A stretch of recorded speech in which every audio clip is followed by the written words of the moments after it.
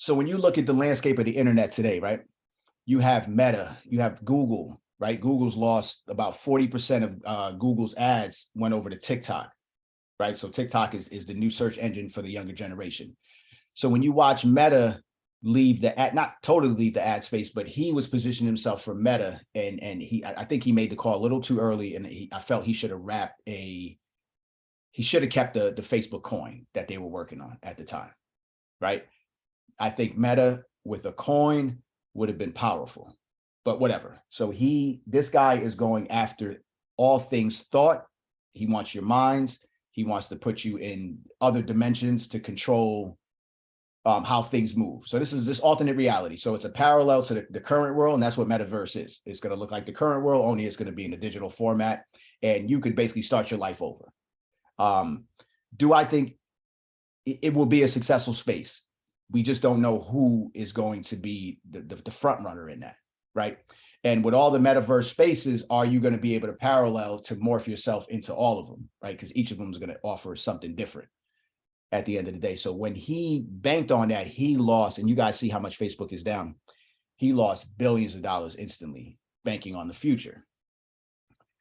So with that said, Champ and I entered the space in 2015, but we didn't know each other then. We literally just met each other just a little bit over a year ago, and then we started the university, and all things are where it's at now. So we're talking about two guys with over close to 15 years combined experience in the space. But the difference with Champ and I is the way that we were able to analyze the projects and analyze the market, right? Usually, this information is usually taught by a white male on the institutional side, right? I'm just speaking facts right now, because these are the guys that that control all things. Even in crypto, when we look at the projects, we are underrepresented in the space, meaning there is nobody in the space outside of like using us for endorsement. The most important key, and when we set out to start the university, I didn't know it was going to turn into what it turned in today, and it's like all things not crypto. It really is a place that's creating just a new way of thinking, a new way of analyzing data, a new way of questioning all things, right? And once you could apply that knowledge into everything you do, I don't care what industry you're in, you're going to put yourself in a better position because you're not going to fall for everything, right? Considering that we're new in these spaces. So the minute I was introduced to crypto, the first thing that caught me in 15, and the reason I jumped right in, and honestly, my first project was XRP. That was it. You know what I'm saying? At that point, XRP was 2 behind Bitcoin, right? Correct me if I'm wrong. ETH couldn't even hold a candle to XRP at the time. Nobody was talking about it, right? So I'm all in with XRP. Champ, also me knowing his story, he's all in with XRP. There was one word that popped out, it was decentralization. So when I got introduced to it by a college friend of mine who I considered a mentor still, even though we're in the same peer group, when I heard decentralization, because I'm a guy who has always worked for himself, and I'm like, wow, if they could pull this off, this could be monumental, right? This is what's going to level the playing field. I would say probably up to like 3 years ago, I dropped that, and then we'll go into Champ. Did you drop the slides for everybody? You got to unmute. Just dropped them. All right, so guys, there's a slide that's just to hold us on cue. We'll get back to the decentralization part, but I'm just telling you why crypto was near and dear to me during that time. So as I'm watching in 15, 16, and 17, we're watching crypto grow, right? Metaverse wasn't around, NFTs weren't around, DeFi wasn't built out. I mean, there was so many sectors of the space that the space was totally raw at the time. We were just watching on-demand liquidity. That was the game, right? This was going to be the coin that was going to connect the world, and we still push it, right? So when 17 and then 18 hit, we had something called the Black Swan event. So if anybody knows, it's a major event. It could be Black Swan event could hit anything, right? It's a major event that hits a sector that totally wipes out all liquidity, right? So 18, we get hit with it. XRP goes from Champ. What did we peak at? 380, 386. 386. And from there, we've never seen that price point again.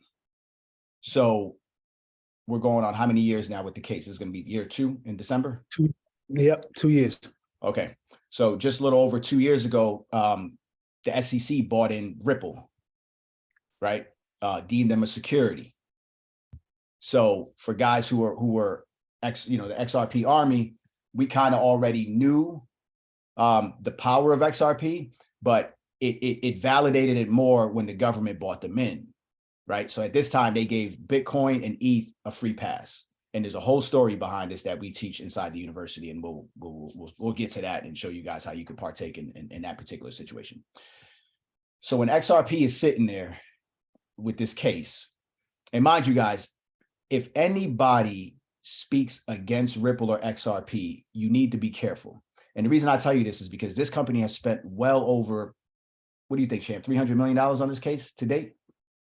Oh, probably more than that. Yeah, probably more than that. So we're talking about hundreds of millions of dollars, if not $500 million already, that they spent in less than 2 years to fight the SEC for clarity, right? Not only for Ripple and XRP, but for the entire industry, so we could finally have some case law and clarity around it. Because most people, when you deal with the SEC, they're not about winning cases or beating you. It's just about paying a fine and going about your business. This is what this agency is set up for. It's really supposed to protect investors at the end of the day. But it probably wiped out $80 billion of investor money, myself and Champ included, right?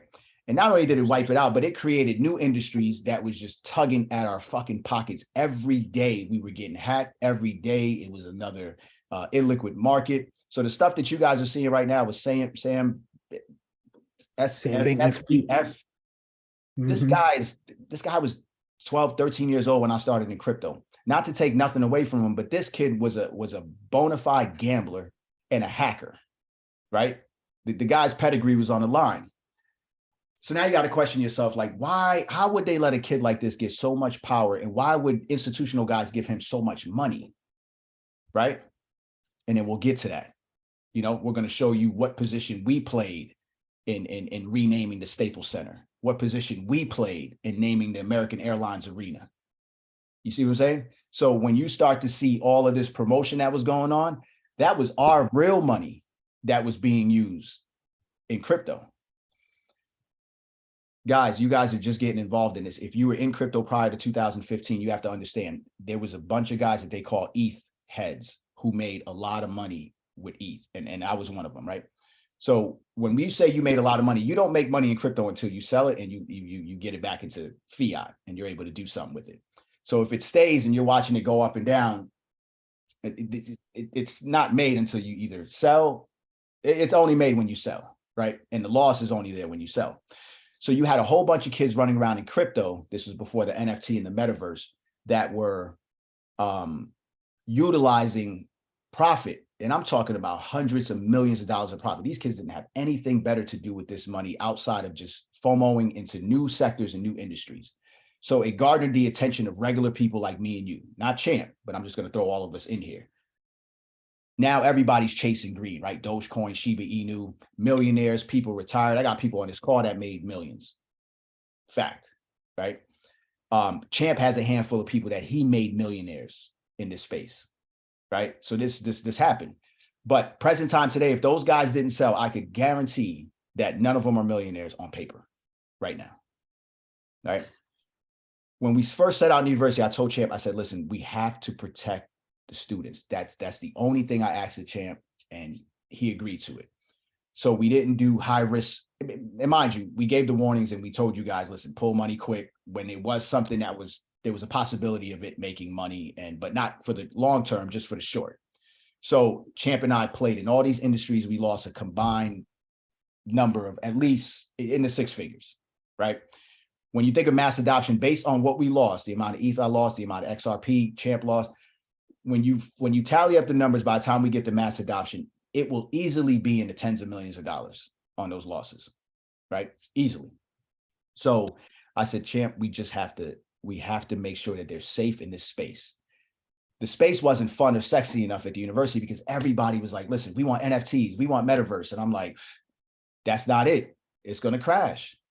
You can go back to, we have a YouTube video from end of October. It was one of our first ones. It was a 5-hour talk. You go back to that 5-hour talk. I named Kim Kardashian in there. I said everything that was happening today, I said it was going to happen in the crypto market in the exact order, right? So tonight is part 2 of that. And this is the final installment of us giving you the crystal ball and figuring out what's happening now versus what's going to happen in the future. But before we get to telling you what's happening now, I just need to take you on a ride into the 90s because history repeats itself. And the problem with a lot of our people is we're still late to the party, right? So if you're late to the party, you better go back to what happened in history, and it's going to tell you how people reacted in those times, right?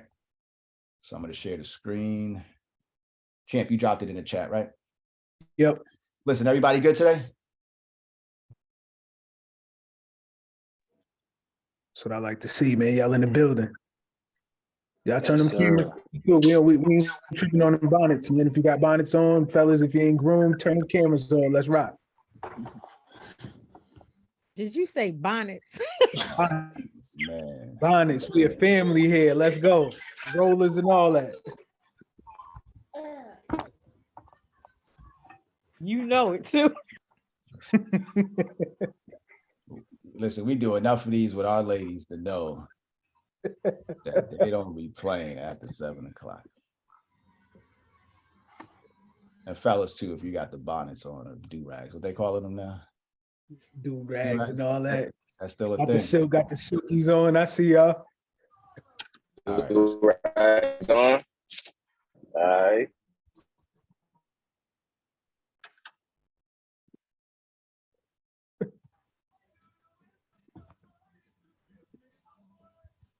All right, guys, I'm just going to share the screen, get the slides together, and it was go time.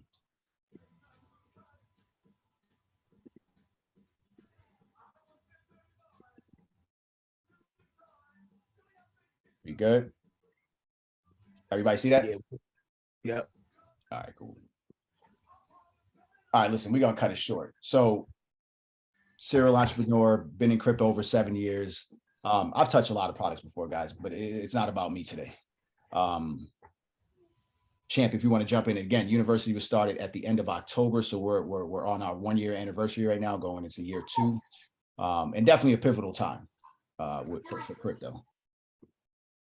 Go ahead, Champ. Big Champ, serial entrepreneur, defense contractor for the last since 2009. All that good stuff. But again, today is not about me either. Steve, next slide. Let's get to it.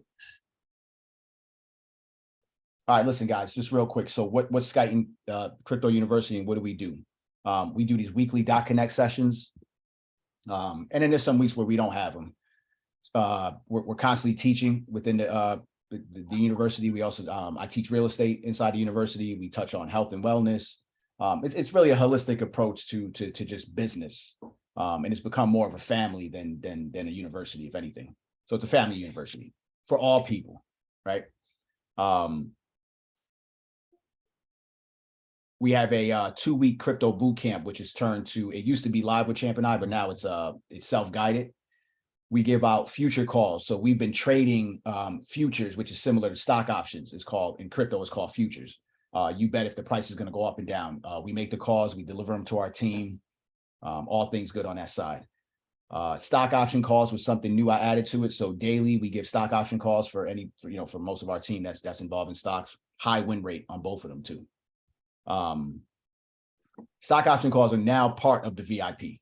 I've officially made that part of it. So that's included in your monthly membership. Real estate mentorship, daily, crypto talks. And then we have a 1% group. That's our elite group where we give them all things, and it's more of a lifetime membership, and we talk high level situations on there.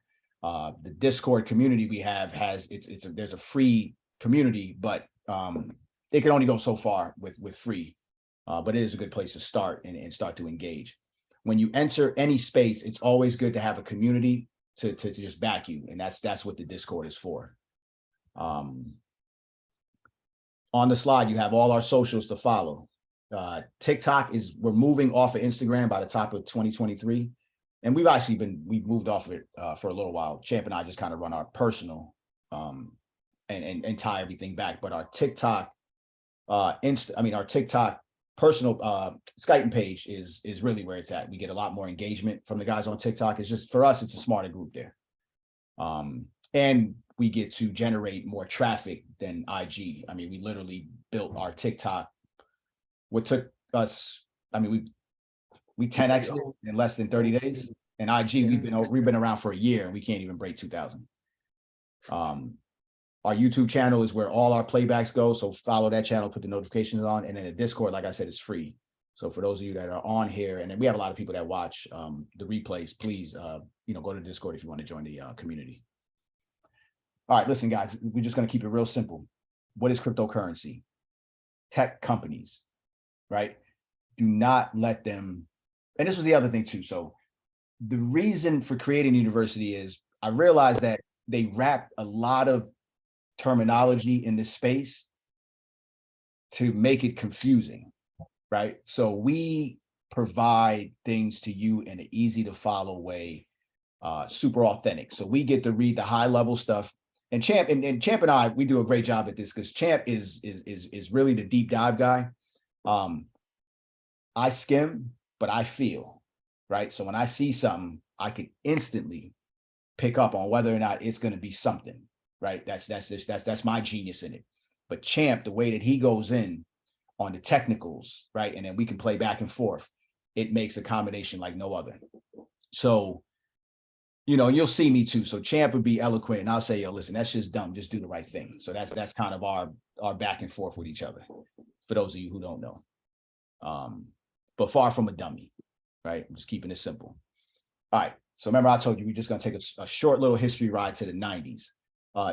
Drop in the chat if anybody was in high school in the 90s, just put a 1 in. Put a 2 if you weren't. Now, high school or older, and a 2 if you weren't, right? Because we have kids from all walks of life. 17 years old is our youngest member. And how old is Barb? Has to be 79, 80? Yeah, she's in the 70s, almost 80. Yeah. So we have a large range of students. And then some don't even know what happened in the 90s with the tech era. So I like to go back to the 90s because it was a pivotal time in history. So I'm sitting in about 1995, I graduated high school. So in the 90s, I'm just coming about, I would say probably like 7th or 8th grade when the internet was first introduced to us in school. You couldn't do much with it, right? We didn't have the shit at home.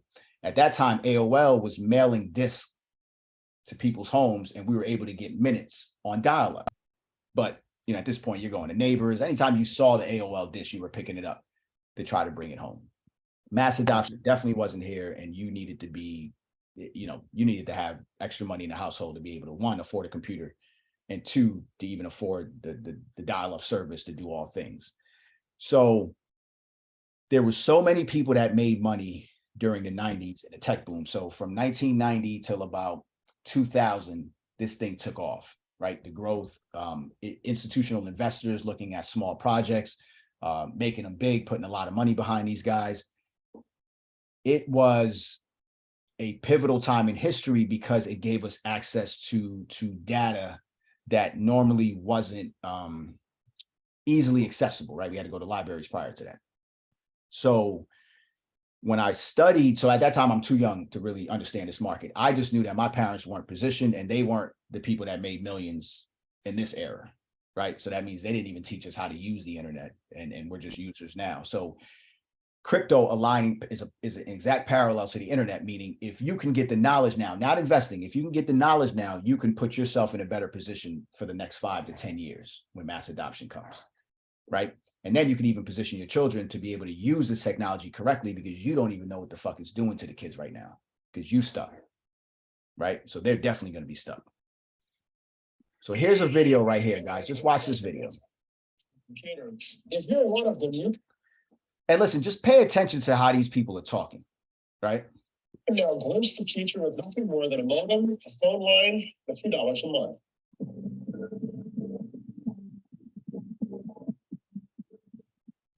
I have a big here with the A and then the ring around it. Hats. See, that's what I said. Face goes about. Yeah. Oh, but I've never heard it around. I've never heard it said. I don't see the mark. I've never heard it said. And then it sounded stupid when I said it. Violence at NBC. Cliff, what is this main artery of the information superhighway? Every business, no matter how large, no matter how small, will be on the internet in the year 2000. It's the primary way that people will look up information. It will replace the yellow pages as we know it today. Are a lot of people just getting on the internet because they feel that they have to get out of the playing field, so to speak? But it's very careful to be on the internet right now. There is violence at NBC.com. I mean, well, Allison should know. What do you say that? Internet is that massive computer network, the one that's really big now. What do you mean? That's big? That's what it wouldn't write for it like NATO? No, a lot of people use it and communicate. I guess they can communicate with NBC writers and creators. Allison, can you explain what internet is? Yeah, she can say anything with 10 seconds dollars. I'm afraid that if I subscribed to something like internet, you would really be hooked. I would get hooked and I would never, spend time with my family. Do you does it bother you at all that these are all people that you don't really know? I mean, everybody's signing on and having these conversations and whining together or griping together or whatever. But with people that, I don't know. It was group therapy of the 90s. Well, as I mentioned, I have no desire to be a part of the internet because I feel like I'm so inundated with information all the time that I don't want more. Don't you ever feel like it's just constant bombardment? I guess the thing I like most is I would resent, at least when you're home, if the phone rings, you have the option of not answering. On the internet, people can send you messages all day, you don't even want to hear from. So listen, guys, there's a few things that jumped out. This is in the mid 90s. Now you're seeing it now, right? If I would have asked a lot of you guys today, is it a bit much? I'm pretty sure everybody would answer, the shit can get out of hand, right? So you're looking at, as this industry was growing, there was a ton of people in mass media that didn't even know what it was. Same thing with crypto right now, right? Media is given a script every day that's controlled by very few individuals. And this is what's happening with crypto. Cryptocurrency is moving 4 times the speed of the internet, right? And the reason for the speed is because of the internet. So this is a layer that's going to enhance the internet and how business is done, right? The kicker to it is it's a disruptor to the financial system, right? The financial system needs to be reset. The United States dollar was the only dollar in world history that has never crashed. Every other world currency has crashed at some point in history. So we're facing that right now. Look at the timing of when cryptocurrency came around. Champ, you want to tell them who created Bitcoin and why it was created? So Bitcoin was a psyop from the jump. It was only meant to program us as a user to get comfortable with using and transacting in digital currencies to prepare us for what was actually to come. Here we are, blockchain, cryptocurrency. So the people who created it was 4 members, right? But the group behind it, this was the NSA, right? There was 4 creators who actually created the technology, but to this day, they push this narrative to you that it's Satoshi Nakamoto. This is all made up. It's all bullshit. Excuse my French, but this is literally meant just to program us to be able to use cryptocurrency. That's it. It's that simple, guys. There is no time in history that you would get anyone to invest in something where they don't know who the owner is, right? This is to understand consumer behavior before they flip the switch on us. That's why it was created, right? So there's an article. The next slide is going to show you an article. It says, where are they now? The kings of the 90.com era. Look at the parallel between some of these guys and what's happening right now. So when you start to give 30-year-old kids billions of dollars, they lose sight of what the mission is, right? This is for most people. So when you're seeing certain things happen in the crypto market, I need you to understand that this has always happened in history, right? So it's like all of a sudden we feel like there's morals in business. People have been robbing people since the beginning of time, right? This is what this world was built on. So I want you guys, I'm not going to go too deep into this, but I'm just going to go through a few headlines in this, and then you can study this also. So this guy here started Excite, right? He got an offer to buy Google for $750,000 at the time. This guy had the money to do this at the time. He passed on it. Google, right? He didn't take it. It would have been it would have been worth billions today if he would have took that, right? So he passed on Google Ventures. This guy right here, right? He was flying Lear jets. So all these guys are starting tech companies. The bigger companies, which were the Yahoos and some of the institutional guys, were buying into these companies, right? Because they saw a future in what they were doing. This guy was flying a Concorde, and he said it was a bit cramped for him, right? If anybody knows how much it costs to fly in a Concorde. So this is the big egos were back in the 90s too. It didn't just start now, right? Here's the next guy. He partied transvestites that serve White Castle burgers. This is what these guys were doing with the tech money, right? All of these companies bomb. You can read these companies, and I'll tell you why these companies bomb too. And then parallel it to what's happening and give you a parallel to what's happening in crypto now. This guy's not important. Pets.com was huge, right? They blew through $121 million. Investors totally lost everything with those guys. This guy we know, right? He owns the Dallas Mavericks. So Mark Cuban started broadcast.com. Broadcast.com was purchased by Yahoo from Mark Cuban. They also gave him Yahoo stock options. He sold the stocks, the Yahoo stocks. He took the cash and he became an instant billionaire. He felt that the markets were going to crash, so he was out. The reason, and maybe 6 months after he sold broadcast.com, it totally went away, right? Get back to the slides. Now, the reason that these, hold on. The reason that these companies went away in the 90s was there wasn't mass adoption. Remember when I told you that my family didn't have the computer? So when you have these .coms and you want people to make purchases, people need the computers, right? There was no cell phones back then either. So we weren't doing online shopping on pets.com. Just didn't make sense for the time, but it definitely made sense now, right? Because all things are online. So it was a matter of just being too early to market. You know what I'm saying? And then not having enough capital and the right corporate structure, meaning the right team that was going to take this into the future. So the reason that Bezos and Google and those guys were able to do what they did was they were infused with so much capital during the crash in 2000 that none of it really affected them at the time because they were, you know, they had the capital to continue to build, and those guys sustained the 2000 crash, right? Hold on 1 second, guys.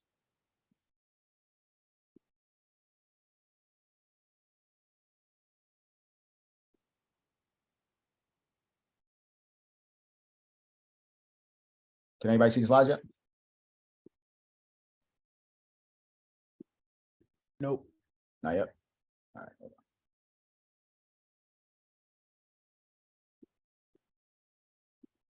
on. Okay, we good now? Yeah, we good. All right, so listen, at your leisure, click that link, read through some of these guys in the 90s. It's informative. Here's another video. This is in regards to the bubble. The momentous event for the world comes from the U.S. economy, which is President Aaron's longest discussion ever.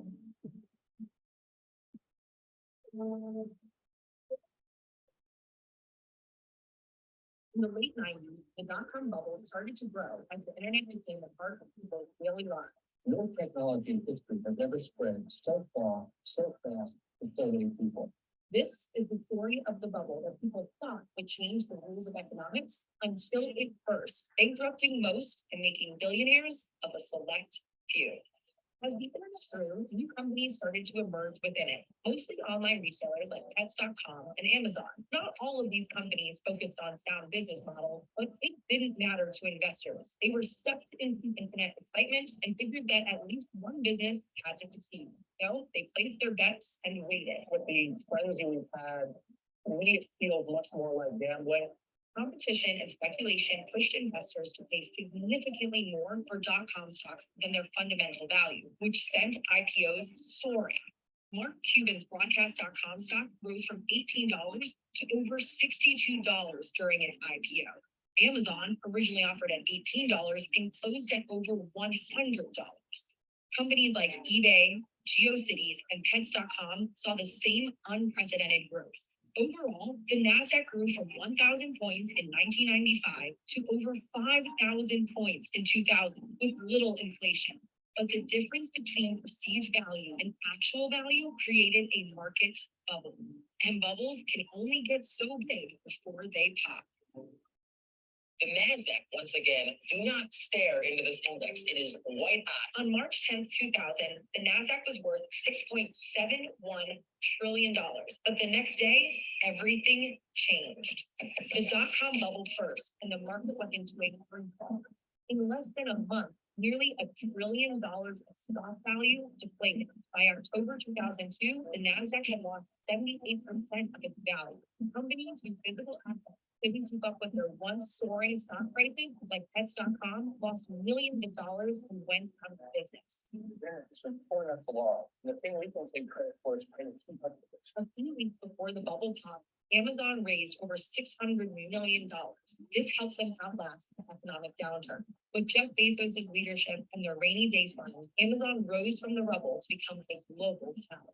Some people fared even better. In 1999, Yahoo acquired Broadcast.com. We just noticed that unique opportunities to combine forces with a leading brand on the internet and an opportunity for fantastic.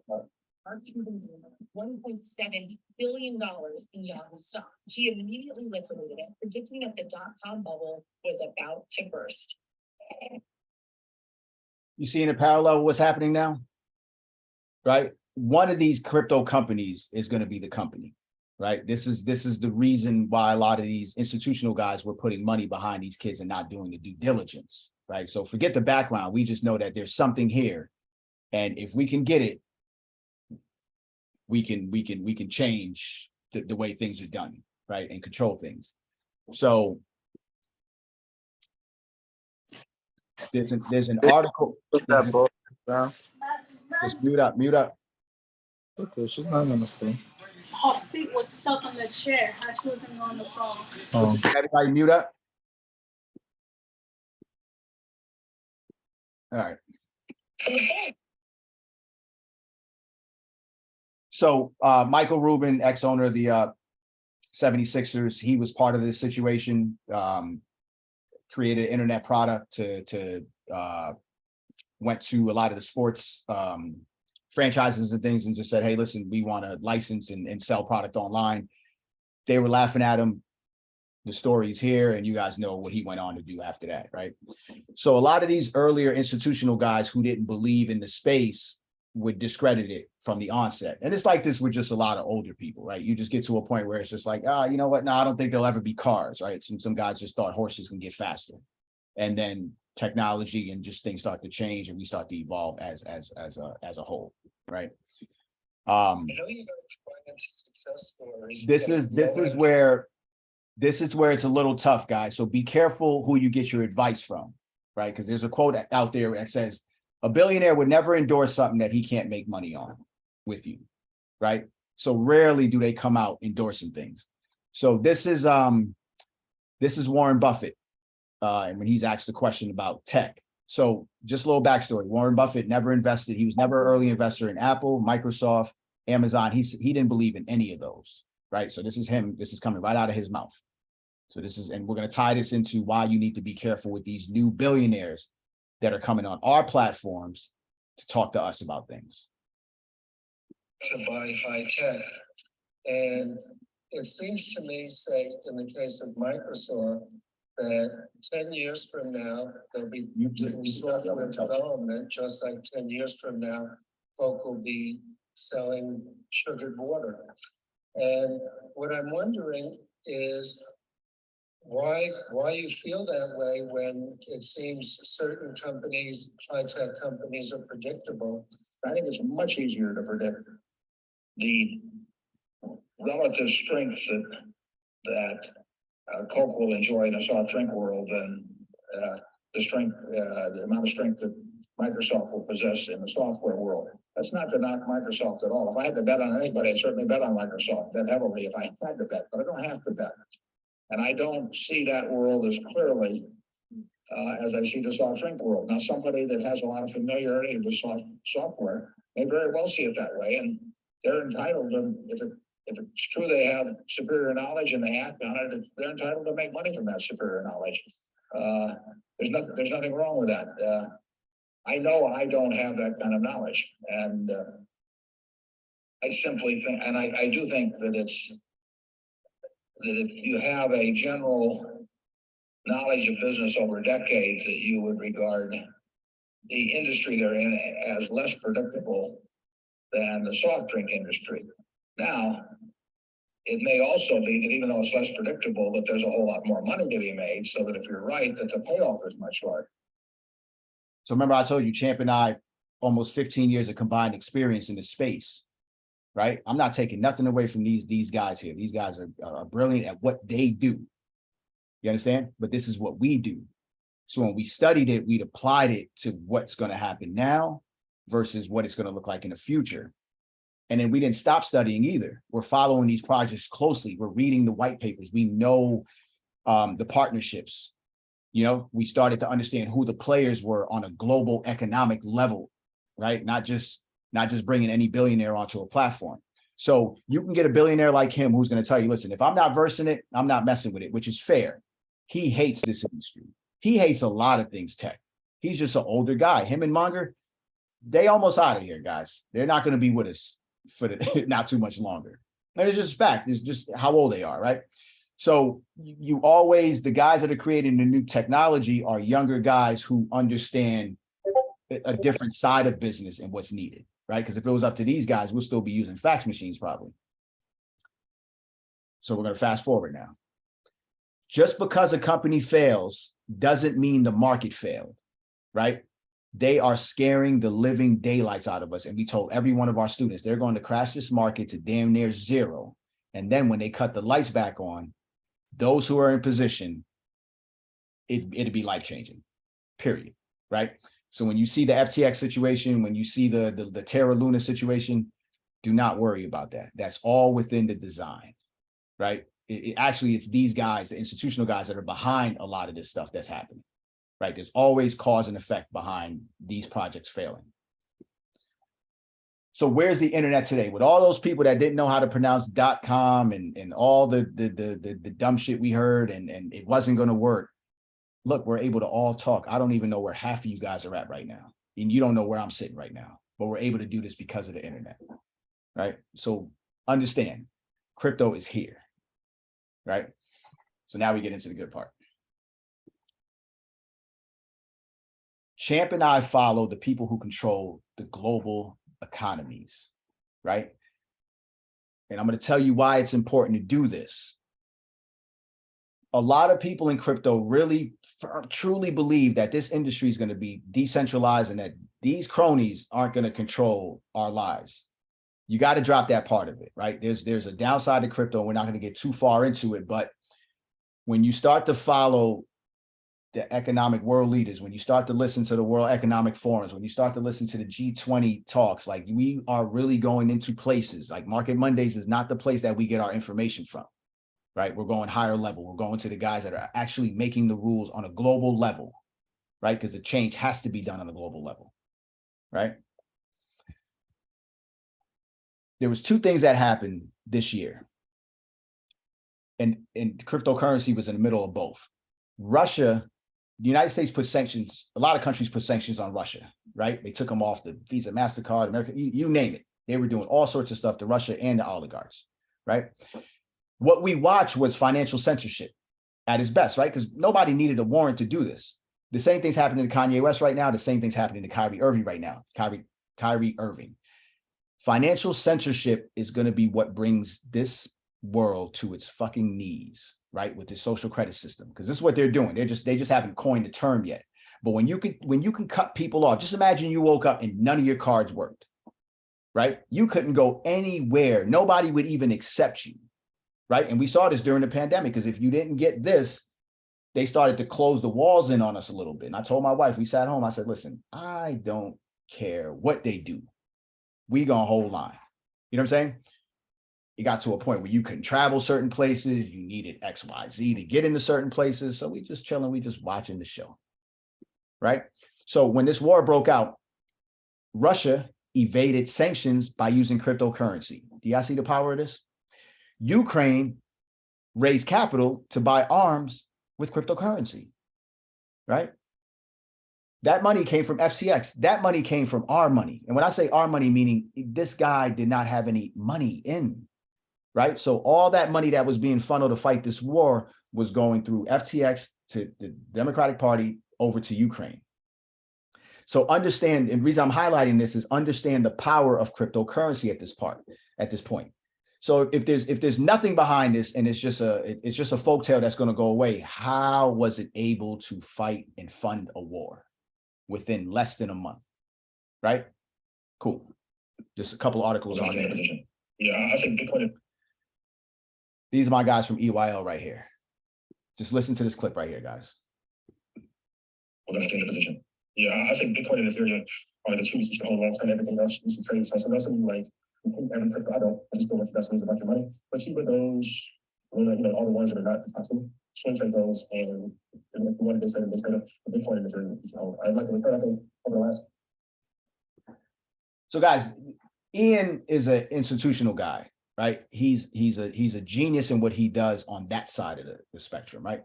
But he's a guy that always tell you, listen, we only want to invest in top companies. So he's taking the same approach in the crypto market.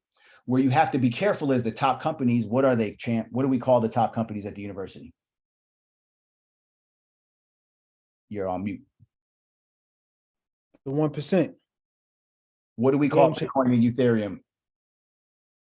Meme coins. Thank you. So when these guys are calling Bitcoin, Ethereum market dominance, and they're just looking at numbers that are fabricated, I'm telling you this right now, this shit is a house of cards. Champ and I are calling this shit meme coins. It will flip. They will not be 1 and 2 in the future. Bitcoin's going to hold, but ETH definitely not 2. They have XR. Now, guys, you have to be careful. What this platform has done is they have bought on billionaires, right? Which is great to talk to our people. But when you're formulating questions for billionaires that need to be, where we can learn something from, you got to go a little deeper with the questioning. Champ, you want to introduce who this guy is that they're interviewing?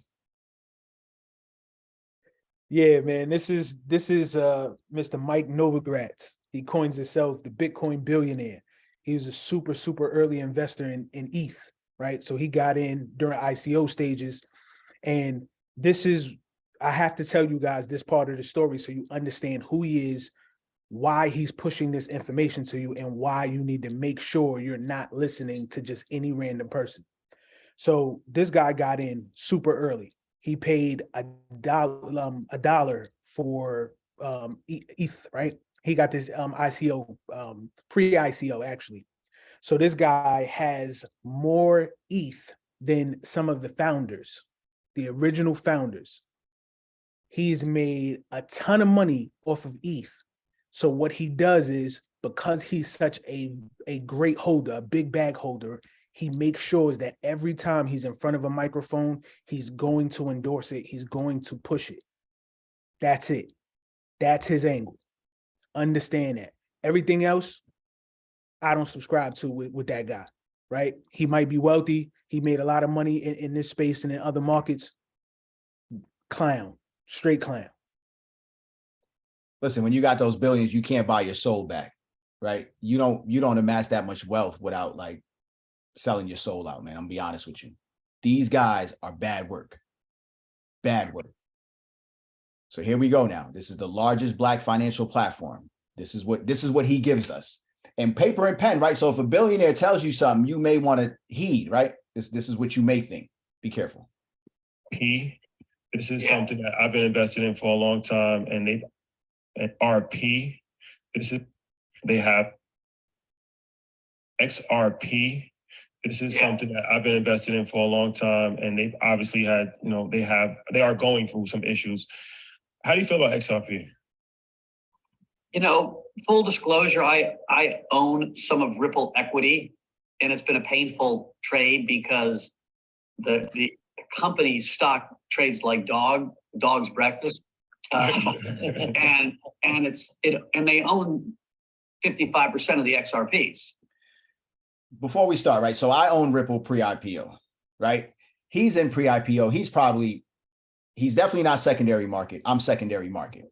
So when he says that the Ripple stock trades like dog shit, there is no trading. It's not even publicly traded. It's not even legal to publicly trade Ripple right now, right? Because they need the clarity from the SEC. So full disclosure, when these billionaires are telling you full disclosure, they be careful.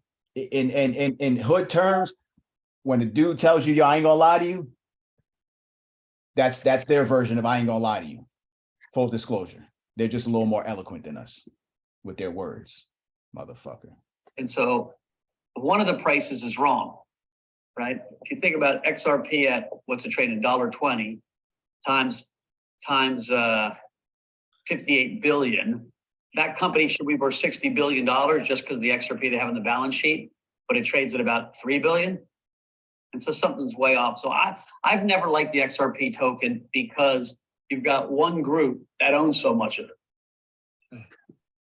Mike comes from a centralized, that's his pedigree, right? This is most of these billionaires. You don't become a billionaire by being decentralized, by letting the people eat with you, right? These guys come to these companies and they want big bags. They want 51%. They want 80% of the company, right? Because they want control. This is how these guys deal when they have more money than anybody. So XRP and Ripple have turned down a lot of requests from these guys to infuse capital. Just not giving it up. The reason that they kept a large amount in the companies because of what's happening right now. These guys will short you in a minute, right? And then buy back at a discount and keep doing it over and over and over again and make your company hell to run. See what I'm saying? So that's why they locked away a large percentage of it. Not that they care to control it, and they gave up some of it, so they don't own a majority. XRP is considered decentralized now, based on the amount that they put out. So this is what he's telling you right now. JP Morgan Chase owns the primary Ripple stock pre-IPO. But they're not telling you this. You have to know this by being in this. Full disclosure. Not let alone you've got the SEC breathing down the necks of. And let me ask you something. How long would FTX, if the SEC would have bought an FTX, Dogecoin, or Shiba Inu, you think they could fight the SEC for more than 1 month? They don't have the capital. Look, they're closing out now illiquid. So you telling me you're able to fight the United States government and go toe-to-toe with them and spend over $500 million for the crypto industry, and not only their company, but the entire industry, just to get clarity from these guys. That's a company that you need to look at, right? Because most cannot go through that battle with those guys. Kim Kardashian, the minute it came out, she wire transferred that situation and was done with it. Period. Of the two founders, the CEO, the founder, and the company. And so why is it going up? Crypto communities are like sports fans. Have you ever been to an English football game? Literally, their mouths they make Philadelphia Eagles fans look polite. But there's tribal nature. And, over years, the XRP army has built up a real community of people that really want to believe it. It reminds me a little bit of Trump supporters. So you could tell them anything, oh, they believe we stole the election. It's like 9/11, conspiracy theories. There's a little bit of that in crypto. They just don't want to look at the truth sometimes. And if you're a good enough army, you're bringing new people into the space. When crypto's hot, I've got amazing how many smart people have called me up and said, should I buy Doge? XR, they have. He would not last a minute on our platform. We would have that guy, he'd take his mic off and leave. So listen, let me add this before you go to the next slide. So when Rashad came on, he said, listen, I have a bag of XRP. As soon as Mike gave his spill, these guys just chuckled, right? No resistance, no pushback, no nothing, right? And you did this on this platform that services our community. That's their main demographic. So you're doing everybody a disservice. Immediately, your job was to refute what he was saying, because if you invested in something, you should know the background on it. You had the information on it, but you just allowed everybody who was tuned in to this live Zoom or whatever, this interview, to be disserviced. Now they're not able to legitimately look at something and know anything about it. You just took this guy's word for face value and he lied to you. They took the word of whoever gave them the project and didn't go any deeper with it. So these guys aren't informed. So I'm not going to say that this guy crushed them and did whatever. It's just two guys that aren't informed fully of the power of XRP and all it does, right? Here's the worst part about the interview, because this wasn't even it. Should I buy Dogecoin? I'm like, no, you shouldn't buy Dogecoin. You should sell Dogecoin probably now that it's gone up to 42 cents. But there's a lot of uneducated investors that feel the energy of this moment and want to participate. Like, I think Bitcoin is a core part of your portfolio. It's got a purpose. It's going to be around for a long period of time. Every institution I know is buying some. It's basically digital gold.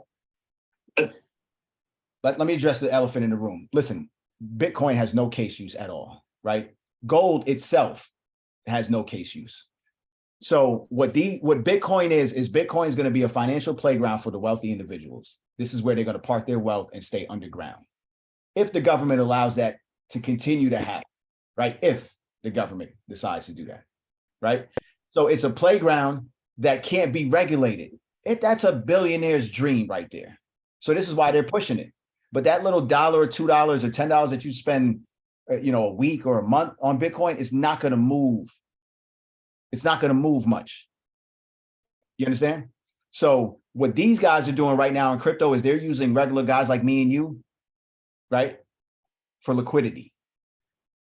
We're making them more money because they're running a major Ponzi scheme. So when they say buy, they're preparing to sell on futures, right? They're buying over the counter where they don't even have to put money into the exchanges. Everything's just probably being done, not even on a handshake. They just like, yo, yeah, put the order in. And then they're shorting the market or they're pumping the market. They do this every day, 10 times a day. I've watched it. I live it. I trade it. You understand? This is where you got to be careful with this guy. Ethereum is most likely the winner of the decentralized supercomputer.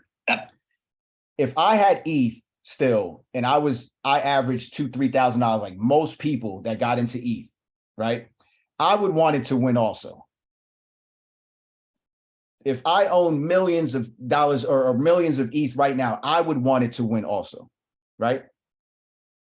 I'm going to tell you why ETH got the pass also, but let me finish. Powers all these new businesses, all these new ecosystems, but it might not be the winner, right? I also invested in a thing called Definity, which is going to launch in about a week. They want to be participant in that. Solana, like I talked about, Terra, there's all these other. Solana's on the brink of not being here with major infrastructure crashes. So this is what he gave us, Solana. Terra Luna, we know what happened. That guy pulled $2 billion. He was able to do it twice in the crypto market. Not liquid, created chaos. He was illiquid. He was one of the first ones to create this major crash this year in crypto. The entire market was tied. The entire DeFi market was tied to Terra Luna, which created a ripple effect. These guys know that this stuff is happening. Even if they took the loss within being in these companies, they were able to go to the upside and they were able to sell quickly. So when you looked at FTX, when that crashed the other day, the only wallet addresses that were able to transfer out were addresses that were located in the Bahamas. The Bahamas is a tax haven for most of these guys. You don't think they got their money out of there while investors' money stayed in? This is the game that these guys play.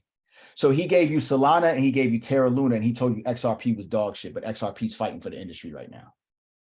Man, it's still holding its own. And Solana had 9. Should I buy Dogecoin? I'm like, no, you shouldn't buy Dogecoin. You should sell them. This is the guy. So when Champ and I say that we follow the global economist, Champ, you want to tell these people who this lady is and what her role is?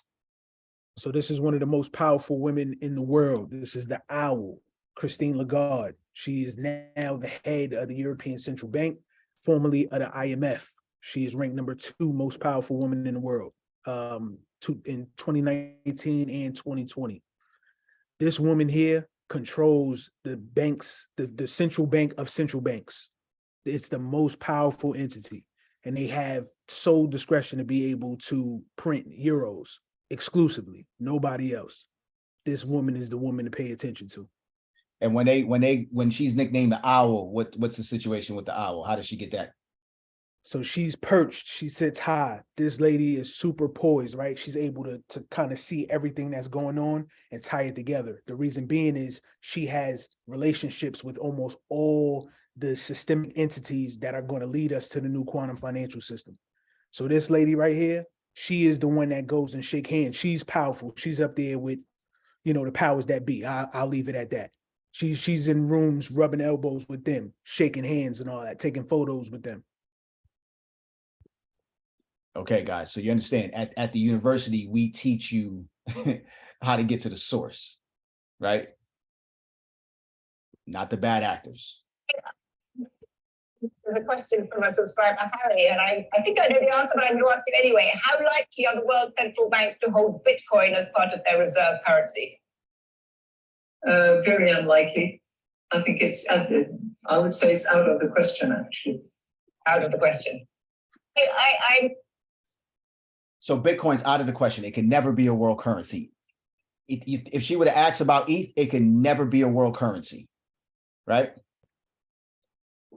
The one that can be a world currency, no one could mention because of the lawsuit that they're in right now. The government, you only bring the elephant in the room, right? Because there were a lot of systems that weren't connected yet. This is the reason for this, right? Bring the elephant in the room, suppress the system for now. But if you look at the background of what XRP and Ripple are doing, even in a down market, all things world banks are signing up left and right every day. Anytime that you hear on-demand liquidity, you think of XRP, period. And distributed ledger technology. Exactly. This is what you're hearing in the cycle right now. So when you hear the Federal Reserve of New York is working with HSBC and all these banks have already tested the XRP ledger and everything already. So all they're doing is testing that, but they cannot use the word Ripple or XRP in anything that they put out, right? And that's for a reason. And we'll get to why. Champ, you want to tell them who this clown is right here? This you hit the nail on the head. This is Gary Gensler. This guy is an absolute clown. He is the head of the SEC right now. He is the chair. This guy is formerly a professor of MIT, where he used to actually teach economics, blockchain technology, and cryptocurrency. He has, we just provided this last night. We'll give you guys links. But listen, this guy is on record literally singing the praises of Ripple and XRP by name in these MIT videos that still exist and are still uploaded to this day. This guy right here, his whole career has been all about enforcement. So this is the reason why he was able to be put into this position. The SEC only has one job, right? It's a 3-tier system, but it's one job: protect investors. And they are not doing it, as you can clearly see. So listen, they're not protecting retail investors. The issue with the SEC is JP Morgan, BlackRock, Vanguard, all these guys are mixed into the crypto industry. They have ownership in ETH, right? So when you have ownership in ETH, you cannot bring down ETH, right? And not only ownership in ETH, but ETH being a layer one, meaning you can build projects on top. So there's Matic, Polygon. There's a lot of major projects that have huge institutional investors who have persuasion within the government of how things move, right? Because these are the guys that control elections, right? They're the ones that donate to the parties. They're the reason why these guys even have jobs at the end of the day. So before they could pull the plug on certain projects, they have to get the approval first. And because everybody's already on the ETH side, because XRP and Ripple would not allow these guys to come in to create the central authorities that they want to create, but they can do it with ETH. And Champ, we've told you already about the difference between proof of work and proof of stake, and both of them don't work. Champ has already told you guys why. And there's proof that Bitcoin is centralized, and there's proof that ETH is centralized. because they're giving it to certain validators, but nobody's talking about that on Mondays, right? These guys will never deep dive into that to protect you as the consumer. Because if it was that easy, then there'll be no university. Just invest in Bitcoin and invest in ETH, and you're good. But does that shit even sound right to y'all? When was the last time a white wizard got on TV and kept telling you which ones are going to be the winner? I'm waiting. Okay. Crazy. So is this a myth? Centralized versus decentralized? Guys, I'm not going to get too deep into this, but you can have both in this industry. It's going to be super centralized based on the products that we use every day. Those are going to be centralized. You understand? But if you position yourself correctly, you can be in the right tribe working with decentralized systems, because they're basically giving the power back. Web3 is going to give the power back to the people, meaning every keystroke on the internet, instead of it being a centralized authority making the money off the advertisement, you'll be able to come in and find a way to make money by running nodes. We teach this in the university, right? We haven't gone too deep with it because things are still kind of shaking up within crypto. So we don't want to be giving you guys node projects just yet. But because you'll have the knowledge and you'll be in position, the minute that systems start to come up and the projects start to, the cream starts to rise, you'll be in position to purchase these things. The problem with the game is if you're not well positioned and you don't understand what's happening, you won't have time to buy these nodes. And then on top of that, once the big dogs get in, they're going to run the scorecard up. And I'm hoping that they don't make these nodes, $100,000 or $1 million minimum to run, because that's when you'll start to get central authority. So Champ and I are on top of this, and we're always going to keep you abreast of which projects are centralized and which ones are decentralized. So when you hear people saying, oh, it's centralized, I'm just like, listen, you better follow the fucking money and be part of this wealth transfer. Because do I like the centralization and the fact that Vanguard and all these guys are here? No, but there's no stopping it. So I'm not fighting it. Just give me my bag. And then I'll be ready because at the university, we're already working on what we're going to do after the crypto wealth comes in. It's a collective situation. So this is all about group economics and keeping it decentralized, even in the university, in the way that we're going to approach projects and invest in vehicles that are going to benefit our people, right? So centralization and manipulation, I'm not going to go too far with this, but BlackRock owns everything, guys. Look at the list of companies and all things that they do, right? JP Morgan owns Chase, and then we have proof. We're giving you proof behind this. So this is why these guys continue to have people push their products on these platforms. You don't want to be down with that stuff. 5 misconceptions about crypto. All cryptocurrencies are the same. Not true. High returns are likely. Not true. All stable coins are backed by the US dollar, and they're definitely not a one-to-one. Not true. Blockchain is safe and secure. Not true. Crypto is anonymous. Not true. Okay. Listen, few quick lists of the bad side of crypto: illicit transactions, cyber attacks, illiquid exchanges. We was giving this to our students way before the illiquid exchanges started to come about, right or wrong? Facts. Okay. Losing control of your crypto. If you keep it on the exchanges, guys, you will lose it. Everybody who had money on FTX lost it. Everybody who had money in Luna, like once you keep these things on the exchanges, it is not yours. There is a misconception that you think you own it, but because you trust Coinbase and all the guys that talk about Coinbase, they're going to take your coins right from you, and they'll run it up. They're going to run ETH up. Don't get me wrong. ETH will not go to $1 before it goes to 10,000.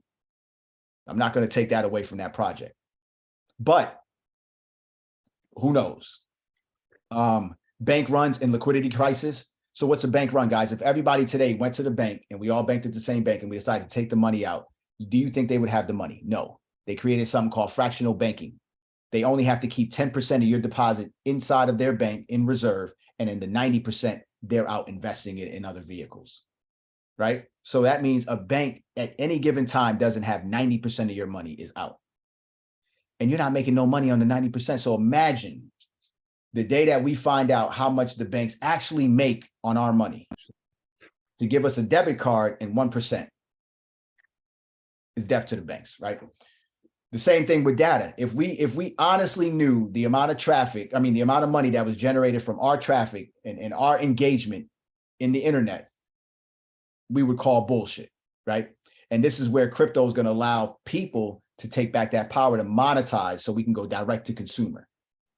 right? So if Kanye ever got with Champ and I, we could fuck the world up easily and sidestep the situation, right? Exchanges being hacked, centralization and manipulation, social credit system. Guys, when we enter this digital space, they're going to apply a social credit system. This is being done all around the world right now. It's being tested. But when it rolls out first, and I'm telling you, this is the last crystal ball talk, when the social credit system and the social credit score comes about, they're going to call it a reward program. You're going to get rewarded, but you have to know that this country is not about rewarding. What happens if you start to do the wrong things? The reason they're moving everything electrical and on grid is because they can control it, right? If I put gas in my car, I can drive up until the point that there's no more gas in the car. But if I have an electric vehicle and it's on grid and it's connected to the social credit system, and I decide to pay my car note late, that morning the car will not start. This is what's going to happen with the social credit system and how all things are going to be connected to the blockchain. This is what these guys are going for. This is the new world order. When they talk about new world order, this is it, right? Everything is about the environment, net neutral, carbon neutral, and things like that now. So when the social credit system comes about, if you're not positioned correctly, you're only going to have a certain amount of gallons of gas that you can use. You're only going to have a certain amount of flights that you can take, right? That's going to be your carbon fingerprint. So if you had to guess based on the amount of money that you have right now, do you think you're going to have the green light to just fly when you want to fly? Or are you going to have to pay extra for that? We are warning you guys. You understand? We are trying to get the message out to you guys. It's not resonating because I realize that when you're in the business of telling the truth, nobody wants to subscribe to that because the truth is actually crazier than the fucking lie. The social credit system is coming, guys, whether you like it or not. It is going to control every fabric of your life. So when right now, PayPal tried to they tried to do some slick shit the other day, right? Where they wrote in, $2,500 fine for misinformation. So now the guy that's processing my money is going to determine whether or not my content is misinformation or not. No due process either. There's no court, there's no lawyer. It's just $2,500, right? Because they got my money, they could block it. Somebody caught it. They was like, oh, it was a mistake. But that wasn't no mistake, guys. That was a glimpse into the future. The crazy part about the 2,500 is Champ and I would have been bankrupt by now because everything crypto is considered misinformation, right? Everything I say about anything is misinformation in today's standard. Cryptos can be frozen and access denied. So Champ, you want to run through the story real quick and tell them what happened? Yeah, so with Tornado Cash, it was a mixer, essentially where you can kind of blacklist your transaction to be able to invest in certain things. And there was a lot of hackers and there was some nefarious guys that was involved in human trafficking and a bunch of other things, right? So these guys used the mixer service. The mixer service allowed them to be able to invest in certain things, and you can hide certain wallet addresses. Fast forward. The OFAC, this is one of the entities of the Treasury. These guys sanctioned, they found out a couple of people who was there. They were able to track down a lot of the addresses through subpoenaing Tornado Cash. And these guys were able to freeze assets, I think Circle did 75,000. And then, it's on the slide. Circle did 75,000 in USDC. It froze that. And then the OFAC did 45 addresses that was associated with it. So it's just showing you that, your crypto can be frozen. So don't think just because you're investing in certain things, at some point, it can't catch up to you. The blockchain is, immutable. And once the transaction is loaded, they can trace it and track it. And that's why they hired all of these new agents to come on and do so. That's it. It's not about tax evasion, guys. You know what I'm saying? That's not what it's about. So when you start to look at countries that form social credit systems, India went cashless in 2016. That's a whole nother story that will tell you exactly what's going to happen in the United States. That's exactly what's going to happen to the United States. You're going to be given the first thing they're going to do, guys. And again, this is the last crystal ball talk. the first thing they're going to do is they're going to say hundreds, 50s, and 20s are no longer legal tender, right? Get them inside of your bank within X amount of time so they can be calculated. This is when in India, India literally had, I think, 4 hours to get all their money inside of banks. 1% of the, so they say 1% of the population in India were taxpayers. So when the digital system came live, they had 4 hours. So now people are putting money in the bank that was untaxed. So what did they hit them with? All the agents there were hitting them with tax evasion at this point now. So that's one of the roles for the agents also, is going to be once you start to load your cash inside of these banks now, they're going to say, hold on, where'd you get this money from? So you see Biden went after all things fintech, $600 on Cash App has to be claimed, right? You're starting to see these guys position themselves to figure out where the money went. So the pandemic money didn't all flow back into the economy again. And there's a whole bunch of money that hasn't really flown back into the economy, right? So Cash App and Zelle has created a way that businesses were flying under a radar, peer-to-peer transfers. Understand? So now that they're a centralized authority, the government could come in and say, hey, listen, we need you to do this for us.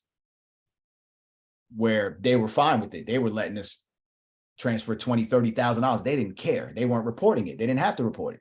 But again, that was the government's way of testing fintech to see consumer behavior, right?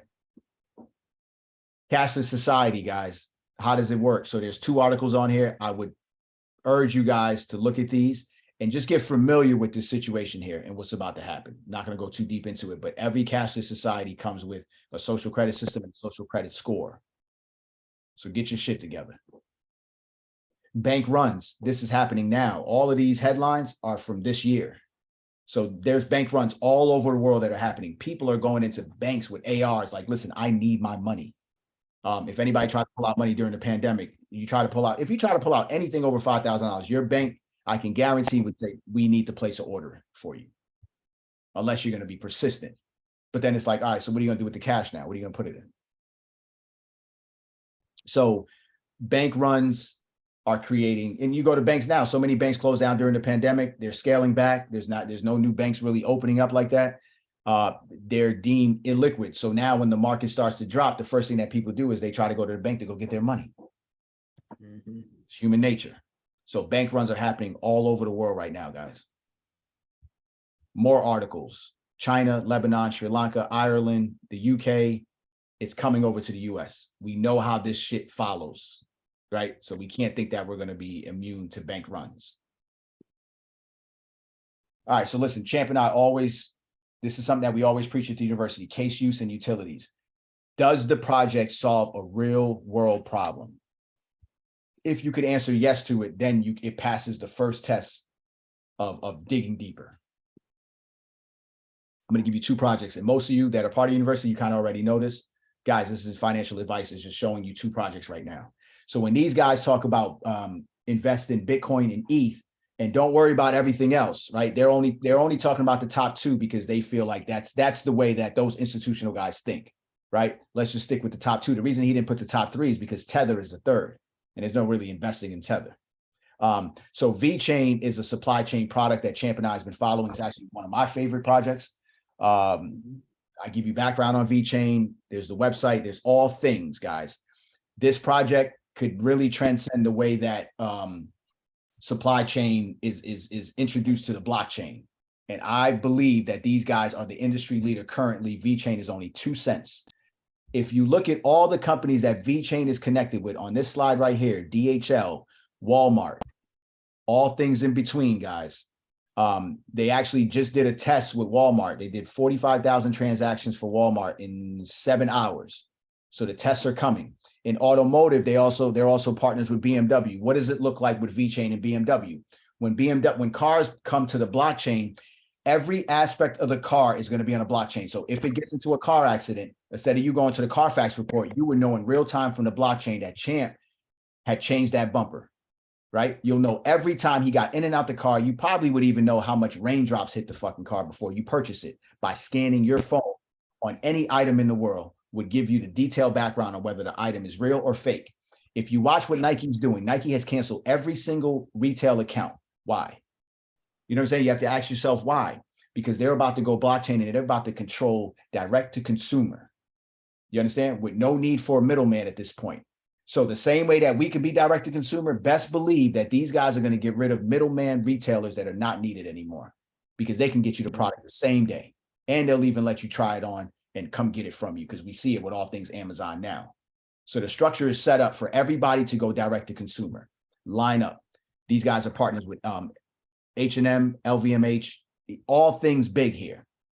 So with the BMW situation, imagine when every car is connected to this blockchain, when they get the word that you didn't pay your car note or you did something that was deemed anti-Semitic, your fucking car ain't starting. This is the future glimpse. This is it. After this talk right here, it's either you get your bag or you pay your bills on time and shut the fuck up. You understand? It's the only two options that you have. There's a way to sidestep it, but you're going to need a lot of wealth to sidestep the shit, the madness that they're going to give. You understand? So you're telling me that with all these big companies here, this isn't something to look into right now? Okay. H-bar. This is one of Radical's favorite ones too. Oh, yeah. So this is an enterprise blockchain, guys. So right now the price is actually lower, but at the time that I created the slide, the price was 7 cents. I gave you the market cap, the circulating supply. For those of you that don't know what this means, you have a problem. You need to take our courses to understand how to read this stuff if you want to invest in it, right? Because you have to do your due diligence. So we teach you how to read these projects. We don't just give you something. So when these guys sit here and they tell you, oh, Bitcoin and ETH, ask them why, right? They never tell you why. They just tell you to do it. And because you believe them, right, being the industry leader in financial platform and financial advice, you feel like you're doing the right thing, but you're doing yourself a disservice because they don't know. So H-bar, just think about it right now, guys. This is the H-bar governing council to the right. You understand? Look at all these companies right here, guys. Boeing, LG, Google, IBM. These guys are all on the council. Avery, you name it. They're on here and they're adding them by the day. So the reason that it's important to understand this situation is because they will never talk about this on the institution side, but every institution is lined up to be already on this blockchain right here. So what I did was I just did some simple math. The metrics for pricing is going to be different, but let's just say if it stays just like this, I went and this wasn't even the worldwide numbers, guys. This is the numbers in the United States. These companies are global companies. The worldwide numbers I couldn't find. So IBM did $57 billion last year. This is during the pandemic year too. Google did $257 billion and Boeing did $60 billion. So when you combine all these three companies, $347 billion. When you start to calculate the way that we teach you in our group, $347 trillion, this $1 trillion, right? $1 billion.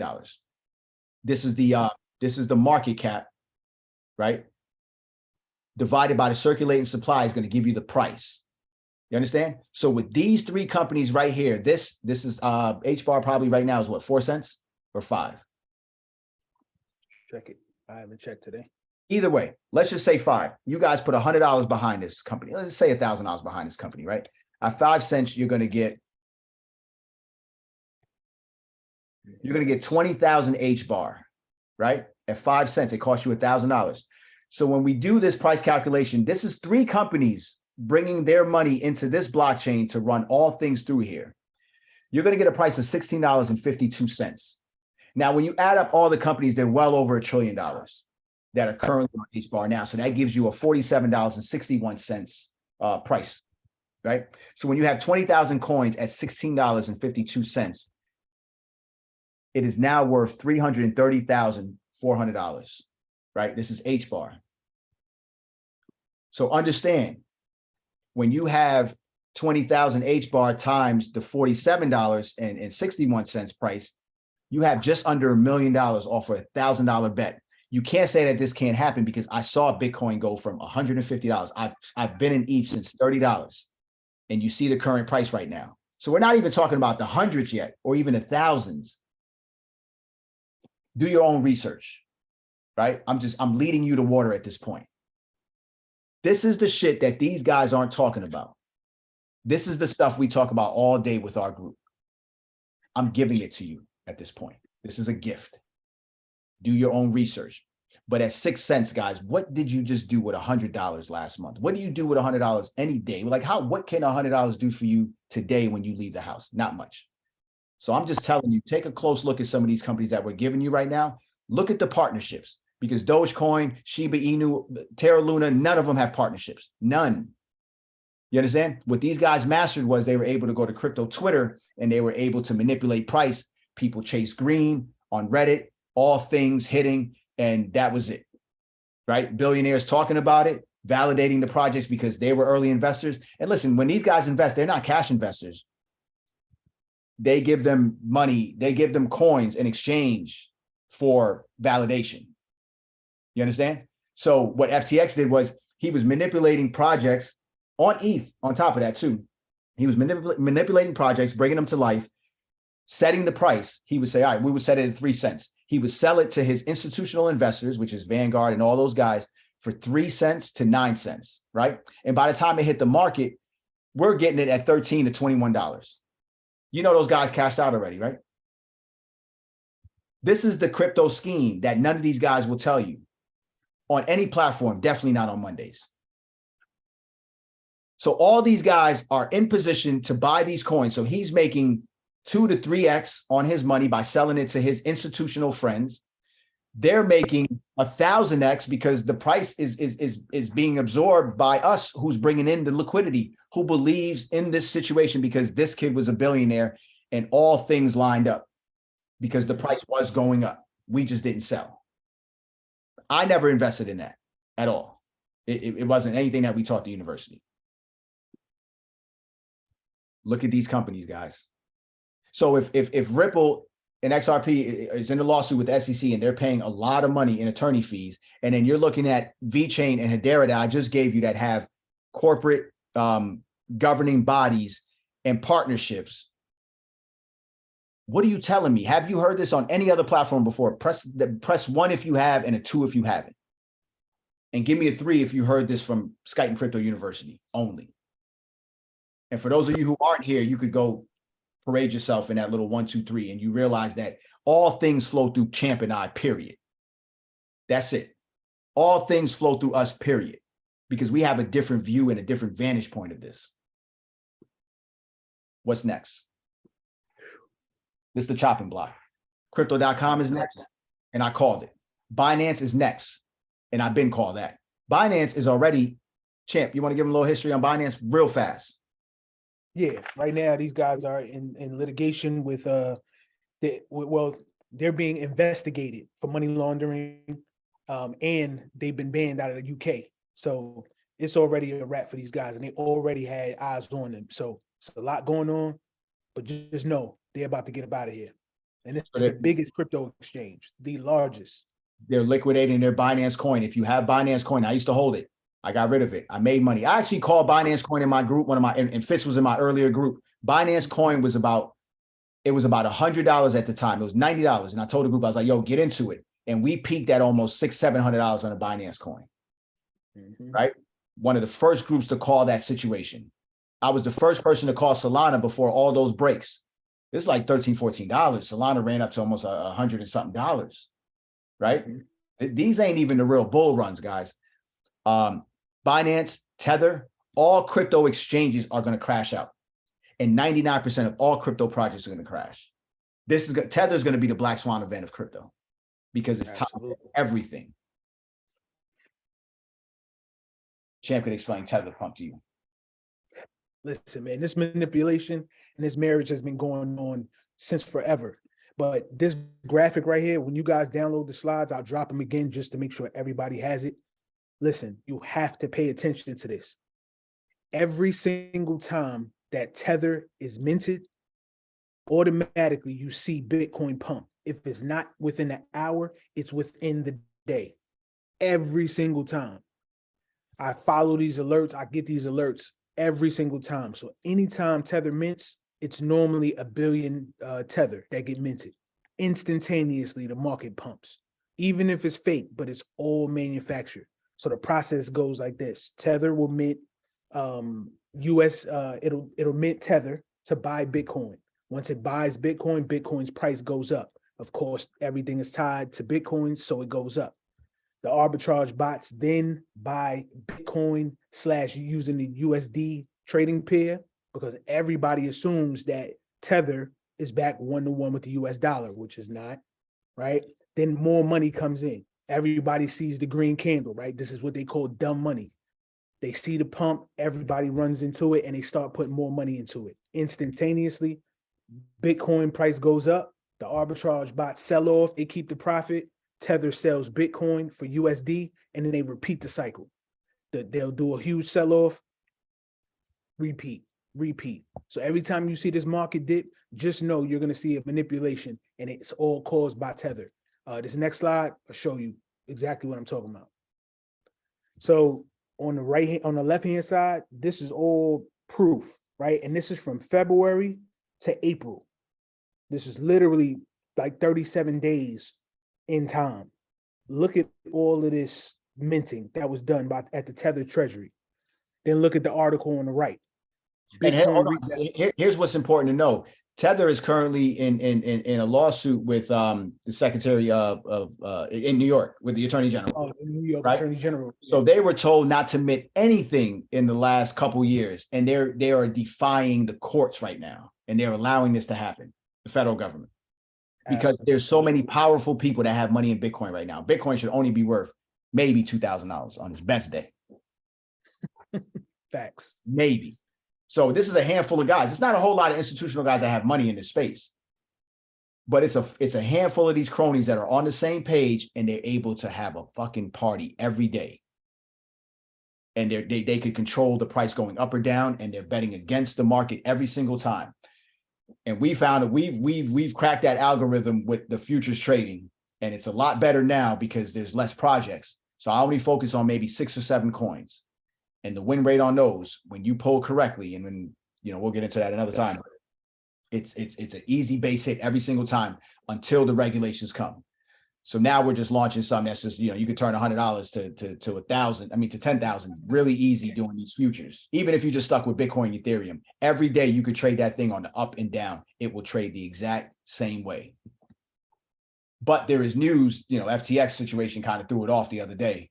But once you get back to normally scheduled situations, you can pull pretty easily every day if you're disciplined to do it the same way every day. Gotcha. All right. So just to piggyback off that, this guy's cause is incredible, right? But listen, every single time that there's Tether that gets minted, you see it. Look at this article. And I purposely put these together just so you can see it. And this is just one example. There's hundreds of them. So December 15th, 2021, this article came out. Look at the date when this 1 billion Tether was minted. December 15th, 2021. And then when you look at the chart, it pumped. It went green. This is prime example, guys. This is manipulation at its finest. And these guys are going to keep doing this. But you still keep seeing these billionaires and these other guys that have platforms telling you only to use and invest in Bitcoin and ETH. It's crazy to me. This is going back to what Champ just said about Binance, right? So they're already in problems with regulators. So that little thing that CZ set off the other day, because everybody's touting this guy like he's king now. So he is crypto king now, right? Kings get beheaded. He's next. There's powerful people that got wrapped up into that. Mm-hmm. Messed up that money train. It was going to mess up anyway, regardless, but they wanted to at least run it to regulations and then make more money and then just leave this guy out, to hang himself. Everything that we told you guys since we started, SEC, Kim Kardashian, Floyd Mayweather, Jake Paul, Justin Bieber, you name it, all of them, they have been in. Coinbase, you name it. So this is part of the distraction, guys, and we called it. The Ripple situation, they pushed back till next year. So I would say about maybe around March, right? But we keep watching the pattern to Ripple is also a pattern to a whole lot of other things, right? So when that lawsuit gets pushed back, other things get pushed back, and we're not going to connect the dots for you on that.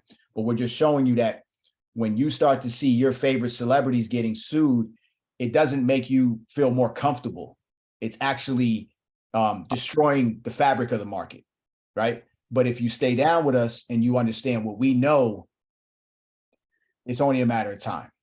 You know what I'm saying? They have to keep you distracted. So this was all behind the NFT market right now. So today, Tom Brady and everybody else, there's a class action lawsuit against them, which is valid, right? If you get the biggest celebrities pushing these things, they're coming for them. So do not get distracted by this if you are a crypto investor. If you decide to sell and think that you're going to come back into the market, you're not going to be able to buy crypto soon. I'm telling you guys this now. So by the time they suppress and crush this market, once all their systems are in place, they're going to flip the switch. And then at that point, the price is going to go up. You're going to be outpriced. You understand? So this is why it's a pivotal time to understand what projects you get into and how to secure your projects. These markets, these exchanges do not have the money. I'm walking on eggshells with these guys right now. You know what I'm saying? I've been seeing they've been cheating since the beginning of time. When you trade with them every day, you're like, yo, that ain't right. They're constantly changing the pricing. They're constantly changing the percentage. One day you can pull money out. The next day they want to hold it for, 2 weeks, 10 days, 14 days. So once I seen that, I'm like, you know what? These guys are not honest, and it's only a matter of time before this thing blows up. The new players, guys, you can go right to this website. Fidelity has a crypto exchange. They all actually have a crypto exchange. You could even sign up for early access. They're going to be trading Bitcoin and ETH when they first launch. You understand? This is the future of where you're going to buy your crypto from. You're going to buy crypto from every bank is going to hold crypto. You're going to be able to purchase from them. And then so Webull, you could already buy crypto. You can't, it's not custodial, meaning you can't take a hold of your own crypto and hold it.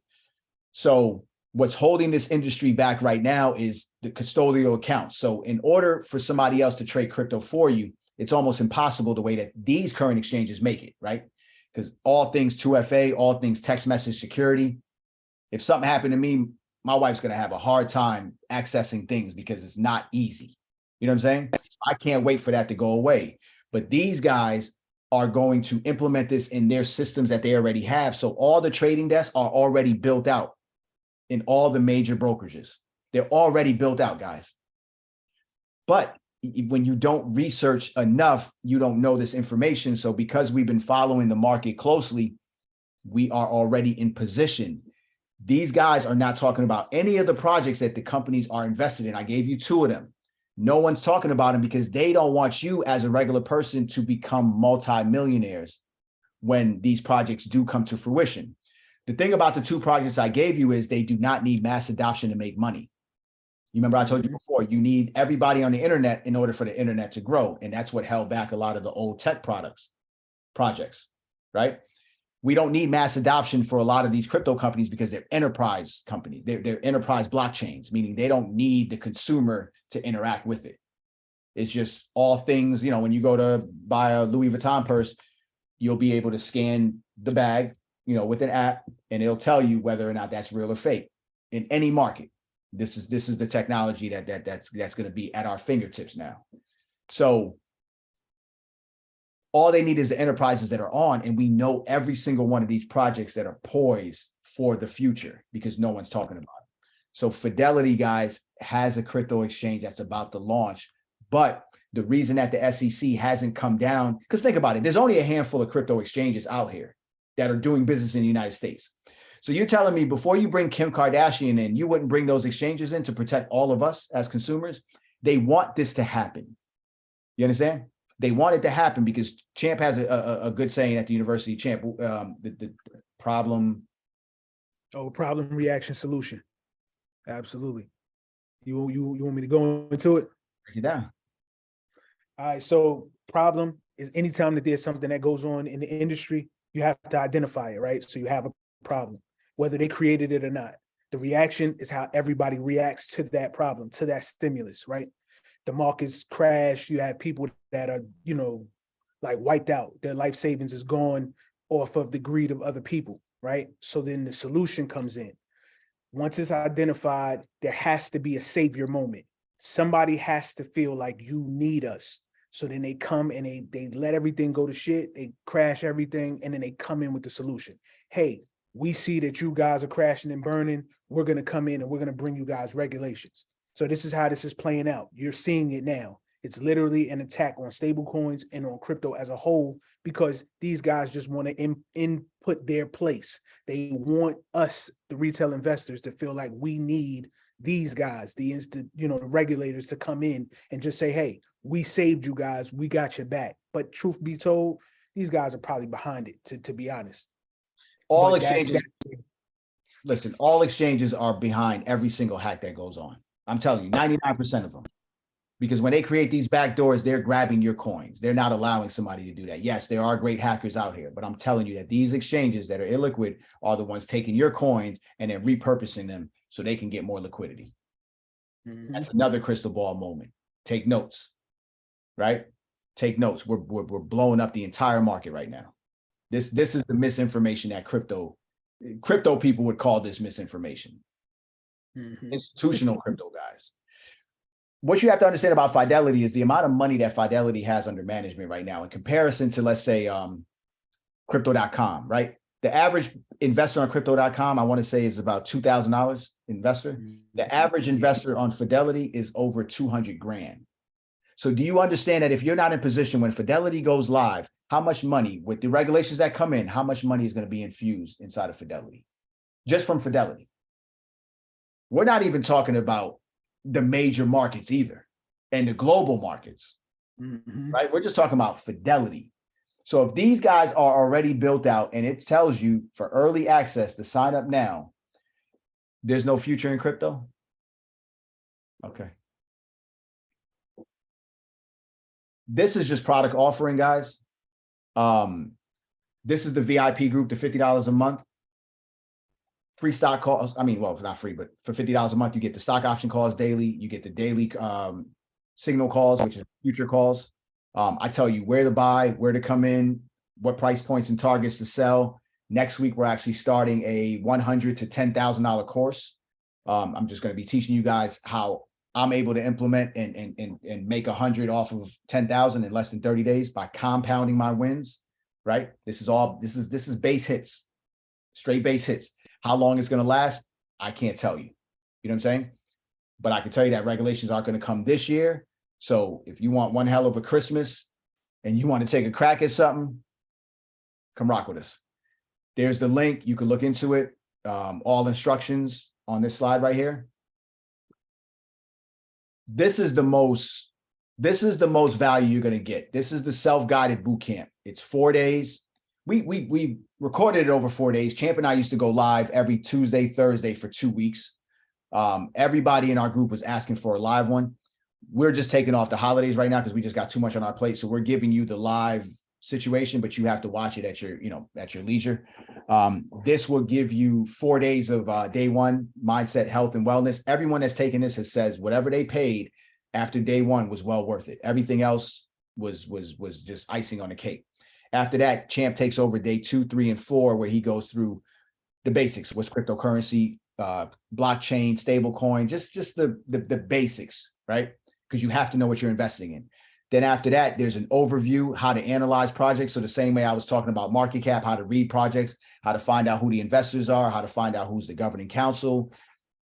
All this information is out here. We teach you how to find that information so you can make informed decisions. So when somebody tells you, yo, Dogecoin is going to be $40, you could reverse engineer that shit and say, well, it'd have to be $90 trillion. I have to come in here in order for that to happen. It's not going to happen. We knew the Dogecoin rich list at the time. We knew that Elon Musk and one other guy held, which was probably Doge, and 2 other guys held 80% of Dogecoin. It was at their mercy. Elon Musk made almost $1 billion in his last quarterly earning report, and it was off of Bitcoin. Bitcoin, right? Tesla. Not the spaceship, not the cars, Bitcoin. This guy manipulates the market every single day. And then a few other players do the same thing. And then we teach you how to transfer the assets from exchanges, verify transaction on the blockchain. This is the most comprehensive training you're going to get on the market right now, guys. And I believe it's under $400. We made this affordable for people to be able to get in. The problem with a lot of our people is you take what it is for face value. And this is why a lot of you don't have Shiba Inu's down. It's not going to come back. Dogecoin is down. It's not going to come back. Again, maybe Doge could come back if Elon decides to do anything, but because he has Twitter right now, they will drag his ass into court. Anything that he touches that's crypto related. And to be honest with you, truth be told, he's already working on something with the juggernaut. Absolutely. That's already in play, but they rocking you to sleep. The Dogecoin and those things, that's just play money for those guys right there. You're funding these guys' space exploration, if that's even real. The futures training book. So in order to make those plays, you have to know how to input them. This book gives you all the background on how to do this. You know what I'm saying? And listen, guys, this was just from yesterday and today, right? If you can see my phone real quick. And I just made calls now, right? So we just made 6 calls and everything's up but one, right? And this is coming off of our first, we called the market going down, which was our shorts. And then now we're timing it and the market's going to go back up. So if you look at, you see that? Every single one of these, right? Every single one of these, I have 21 wins and 1 loss. And the 1 loss is because I did some boneheaded shit with the Crow coin. So I knew that crypto.com was going to go down. I went to put a short position in for crypto. I didn't even put high leverage. Those guys liquidated me. Champ, it was faster than Shiba Inu that day in the car. They liquidated me instantly. And that's only because I went off the beaten path. They changed the leverage to 5x. That's the highest you can do. And if you don't know what this means, I'm telling you, you're missing out on a lot of money right now. I'm just telling you that I'm able to crack a code, right, with these calls that are going to give you the entry points. And as long as you're pulling out a small profit in the way that I show you, your shit should be able to look like my shit. And then when you turn 100 to 10, you start to buy into the projects, or you buy into what our products are if you don't have the money at the time. You understand? So we've had guys fund our products through things that we have taught them for free. Then you have to understand about this futures trading is this is going to be what the brokerages are going to trade too. So if you get familiar with the platform and how things work in the projects and you know about them, you'll be able to get in on this stock. It won't be called stocks. It'll be probably called futures still, but it would be a mirror image on their brokerage sites. You understand? So again, for $75, you're learning what these guys are going to learn because they're going to have to get into the game also because it's built out. Security is big, guys. If you take the course, you get this ebook also. But if you don't take the course and you want to save some money and kind of do it on your own for $100, you'll get the security ebook with a crypto 101 book that'll give you the foundational understanding. But you need to know how to pull your shit off these exchanges if you're going to do this on your own, right? And then the big boy is the trilogy. This is the 1% group. This is what we're in now. We're in day 2 of 3. We have a selected group of people that paid money to learn from us. And we're giving them the top 1% of coins, but we're giving them what ETHgate. There's a full day of just the government, all the officials. Day 2 was all the players. So the IMF, the World Economic Forum, like we literally put together a situation where you understand everybody that's tied to this market and who they are, their names, their positions, and the roles that they play. So that's an important aspect to it. And they just got that. When did they get it? Last night? Last night, yep. Yeah, last night they just got that. And then the third day would be all the projects that we consider 1%. So because our trilogy people already know how to read projects, they know that we're not going to give them false information because they can validate that, right? By looking at the partnerships and everything. But we're giving them everything, and then they do their own research at that point. So I gave you 2 coins that if you decided to invest in, they're less than 5 cents right now at the moment, right? I gave you the partnerships. You can do your own research and decide if you want to do that. Guys, I have been pouring into our community since the beginning of time. Champ has been pouring into his friends and family prior to the university. Champ would tell you he used to cry and shake because nobody would listen to him. See what I'm saying? So you have 2 individuals that's willing to give right now. of course, we were giving this shit away for free and they weren't listening. So I wasn't going to do this to 1 million people at this point. We come with a ton of value, and everything that we give is priced extremely well. You know what I'm saying? Because we want to make it affordable for all. But the biggest thing is, once we get you in here and we work on mindset, we're able to come together as a collective. So if all things work the way that they work, we are a powerful group together, right? So now we don't have to go to other people to raise capital. We don't have to leverage credit cards to pull things to fund our business and do all sorts of stuff. This is the exact same position that the guys who believed in the internet in the 90s were in, right? So you had two sets of people, the ones that were just didn't give a fuck. And then you had the ones that were all in. And the ones that were all in, even the ones that worked for the companies for free, that worked in the lunchroom and that got the stock options, all of them became instant millionaires. And I'm not saying that you'll become a millionaire, because this isn't financial advice. I'm just telling you that this is a parallel to the 90s. And there's only one more sector of the world that hasn't been affected, and it's finance. And it's finally being affected by technology. And if you don't believe that, then just log off. You know what I'm saying? But any which way, you better fucking be a model citizen in the future. So when you looking at Kyrie and all these dudes, and you're not seeing what the underlying message is, you got a problem on your hands. You understand? And if you're conforming, then all good. But if I believe that you're on this call, it's because you know that shit ain't working the right way, and you're a little bit interested. But I'm just telling you, and the one thing that you can't do is do not try to oversell your friends and family on this shit. Because when it hits, it's going to be like anything else. Why didn't you tell me? You see what I'm saying? This is all you're going to hear is, why didn't you tell me? So guys, 99% of all crypto is going to die. So if 99% of all crypto is going to die, and most of it is built on ETH, how much is ETH going to be worth when the story actually gets out to what is really behind that company? Because ETH in itself, without that layer 2 and everybody building on top of it, is not worth that much, because all the transactions are coming from those layer 2 projects. Mhm.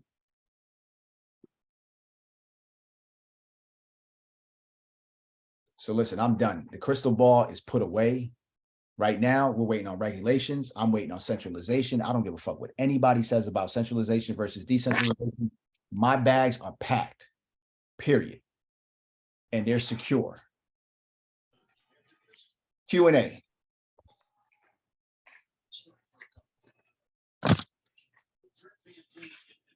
Go ahead and raise your hands.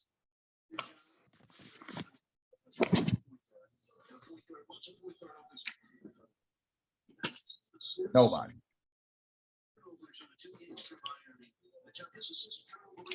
All right, gave you the opportunity. Champ, you want to drop the slides one more time? Yep, I just dropped them. I'm about to drop one more time. Listen, grab that link before you leave, guys. Please. We have a replay coming up. There's a lot of people that they can't make the live. We'll be sharing the replay. If you want to share it with your community, go right ahead. But I'm just telling you guys, if there's anything on that slide, I would say for you guys to research, it'd be that social credit system and that score. It's happening all over the world right now. Italy was just the last country to implement theirs. And they're doing a test pilot with it now. China's been doing that to their people. And you can't think that anything that China has done has never touched our borders. So it's coming. It's here. It's actually happening now, right in front of us.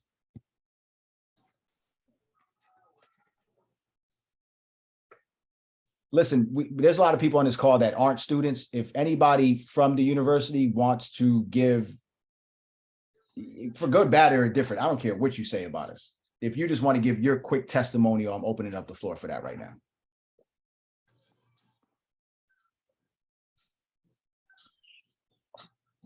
I'll jump in real quick, Steve. All right, who we got? Fitz. Okay, good. Yeah, and I met Steve and Champ like way before, like I'm not gonna say way before, but before the university kind of started, like before you guys kind of put it out there. Steve kind of was guiding me through crypto and teaching me basically everything that we talked about today on a different level. Well worth it, well worth the money, well worth the money. Definitely a different point of view, different angles.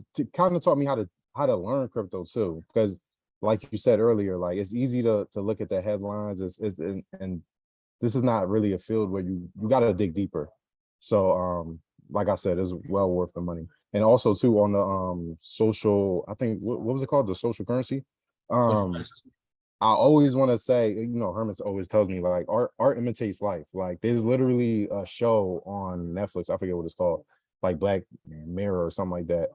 It is literally everything that you're talking about is there. Like that's not a coincidence. That doesn't happen by accident. Like art imitates life. Like and like you said, once you learn how to, you know, you come to university, you learn the tactics that Steve and Champ implement, you kind of learn how to dig deeper and also look at unbiased sources.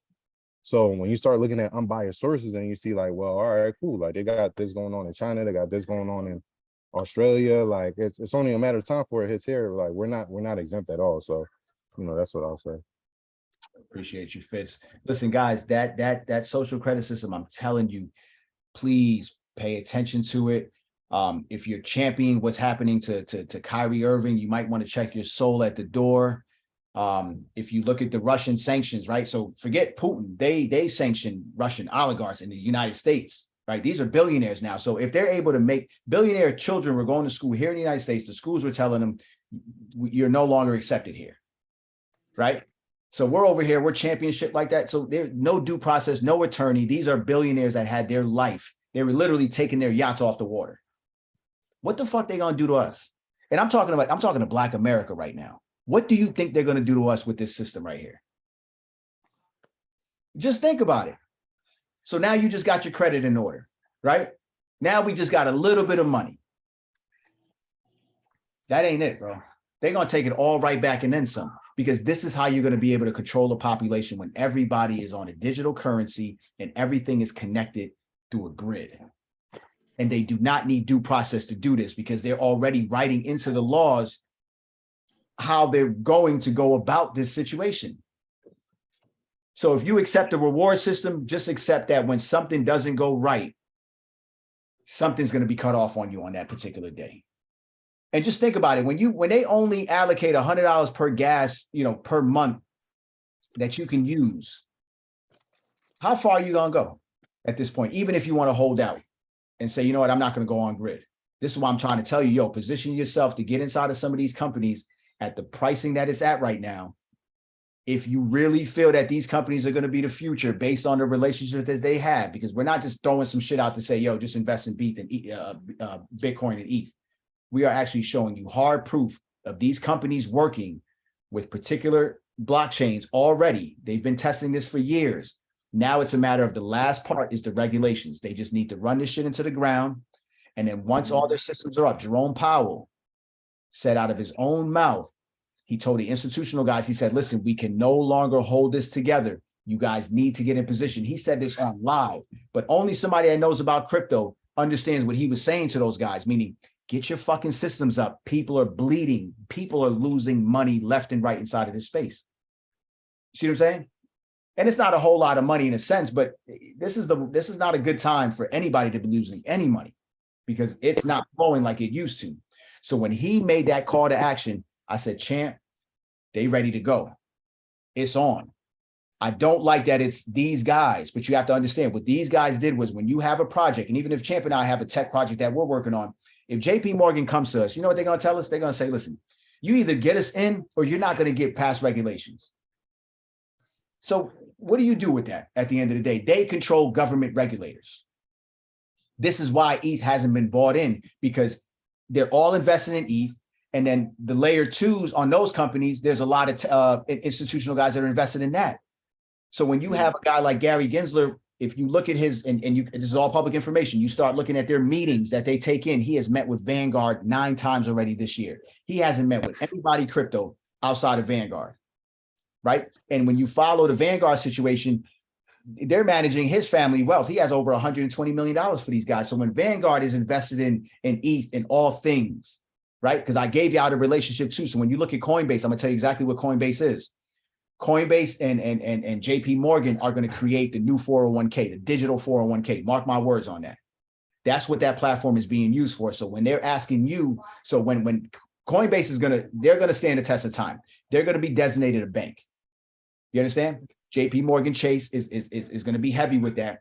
All your direct deposits for you guys that work regular jobs is going to be routed to Coinbase. It's going to be routed to Coinbase. And the reason for that is they're going to start to give you 4% a year on your money that hits there. It's going to seem like a bit. So they're just going to double what they're giving you now, right? So the common person is going to go there and your 401k or whatever they're going to call it is going to run through Coinbase with JP Morgan Chase. You're going to be in a centralized system at that point. Coinbase stands the test of time. I'm done. I've given you every single thing outside of my coins that I can give you. Can I speak right quick? What you got? I don't know these guys from jack shit. I've been involved in the crypto space for about 6 years, but I do know bullshit when I see it, and I do know real shit when I see it. And if y'all see me in the comments a little bit, I've been, sharing my thoughts and stuff. And the things that these gentlemen are talking about are completely correct. And the thing that most people have to realize is that how the masses are basically through media brainwashed, and they are they teach people how to think. So when you bring people this information, because just like these guys, I've been dropping some of these same gems for free, and people can't wrap their heads around it due to cognitive dissonance. And so you kind of gotta understand how the system works to be able to reverse engineer it. And that's why he's able to call out the people that go on Earn Your Leisure and talk and shield these coins, because once you know how they work, then you know to do opposite of what they do. And if you pay attention to everything that Jim Cramer said and all these folks on CNBC, everything that they tell you is the complete opposite. But that the elites that run this system use the media. They own these media networks. So those are the talking heads, and that's how they get their message out. And so every time they're pumping something, they're then dumping it. So everything that these guys are saying is 100% correct. I know y'all don't know me from a can of paint. Y'all don't even know what I look like. But for what it's worth, I've never seen these guys. I don't have a course. But everything he's saying is complete facts. And I'm not gonna go no deeper because I don't want to step on your toe. But Outlaw, real quick, Outlaw. Have you posted some of my stuff recently? I reposted one of your things probably about a month ago. You and I have talked briefly, not a lot. Okay, we talked briefly. You don't show your face on your page, right? Yeah, I'm probably gonna take my page down, honestly. After all this shit hits the fan, I'm probably just gonna go dark. And I've been given enough game because I feel like everybody should have access to this information. Obviously, these big platforms aren't doing it. My approach is people can do whatever the fuck they want to do. We all grown-ups. And this whole FTX fiasco, everybody wants to talk about, oh, it's bad. And yes, it's unfortunate, but what people got to understand with crypto is that you have to take accountability for your own actions, and you are supposed to self-custody. When you leave your assets exposed to these centralized exchanges, there's only one or two things. You either don't understand what's going on or you're being fucking lazy. And this is not something that you can be lazy with when we're talking about your wealth. Last thing that I'm gonna say, and I'm gonna shut up, is that we have to understand when these people are talking about stocks and everything, stocks were built up by the baby boomer generation when we got off the pension system and we went into 401ks where everybody else had to take control of their own future. Now, the average person does not have $1 million in their 401k. The recommended spend down is 3 to 4%, which is $30,000 to $40,000 if you have $1 million. If you go from making 80 to 100,000, you're not going to be able to adjust mentally on $30,000 to $40,000. So what I see happening is, because they've been talking about blockchain technology in some of these high-level Harvards, MITs, Yales for a long time, once the legal framework is in place, they're going to be continuously talking and teaching about digital assets in these schools. So again, that is them shaping people's thought process. So what do y'all think is going to happen as time goes by? The stock market is going to have a competitor, another asset class that is competing with it. Are stocks going to go away? No, but they are going to be repurposed on some of these blockchains and tokenized. So that's going to bring more liquidity into it. But if you look at Amazon before Amazon blew up, we are literally where Amazon was when they were in Steve Jobs' base, and not Steve Jobs, but what's Bezos' basement. But people don't know how to, people don't really know how to see past tomorrow. And that's the problem with our people, unfortunately. We are so short term and so instant gratification instead of delayed gratification that we don't hold long enough to see real wealth, and we buy at the wrong times. So all this market manipulation, this FTX bullshit that was all planned, this next shakeout that's gonna plan when Tether goes down, people really think that, oh yeah, I can hold through it, but you don't understand the tricks that they play on your mind if you don't really know what the fuck is going on. So if I would behoove you to be in circles that are talking about this stuff, because you don't realize how much fear they can put into you without you even realizing it. So I'm done, but good job, fellas. Appreciate you. So listen, the Tether is going to be your call for the Black Swan event.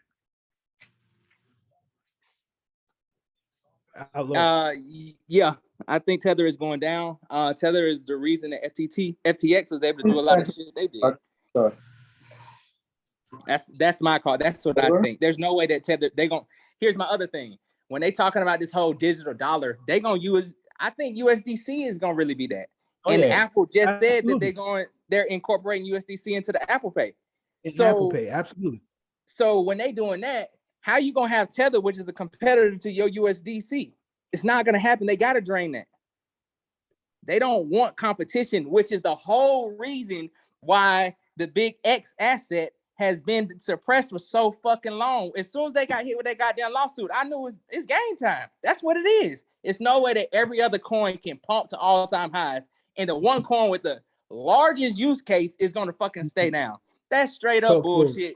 JP Morgan and Consensus on fucking Ethereum, and they had too much competition, so therefore they had to slow that bitch down, which is how Gensler got put in place. He's a fucking puppet, and now they realize, because JP Morgan coin, they basically abandoned that project because Ethereum can't scale. It's too expensive and it's too fucking slow. So the other thing is, people in the crypto market are gambling. They don't know. Hopefully they get in touch with people like y'all, and they use y'all's guidance and follow your guidance, but it's really simple. Go fucking take some XRP and try to send it to another wallet. Look how fucking fast that shit is and how cheap that is, and then you go send Ethereum. You will see. Go, if you were in the NFT craze, you looked at the fucking gas fees when all these NFTs were going up. I got screenshots of gas fees, 4 digits. Who the fuck is going to operate that on a global scale? It is not going to happen, because if you don't get down with XRP, you are not going to be able to offer the cheaper fees that your competitors do. So look, Brad Garlinghouse ain't no motherfucking saint either. He's a part of this shit too. Right. So we also got to realize that. And my biggest thing is, it's like swimming in the fucking ocean. You can swim against the tide or you can swim with the tide. And guess what? You swim with that tide, you're going to get a lot farther than going against the tide. And that's what everybody's trying to do with the illusion of Bitcoin being fucking decentralized. It's not. There's no such thing. That's a myth. But they had to pull on people's heartstrings. They had to market it that way to suck people in. And now they are about to fucking crash the fuck out of the market, scare the fuck out of people. People gonna sell at the goddamn lows, lose money. They're going to accumulate, get their position, regulation gonna be put into place, and then they're gonna market the fuck out of crypto. It's gonna run back up, and the people gonna jump back in at the top. Rinse and repeat, just like everything else. You cashing out? All right, so cashing out, I am going to take profit.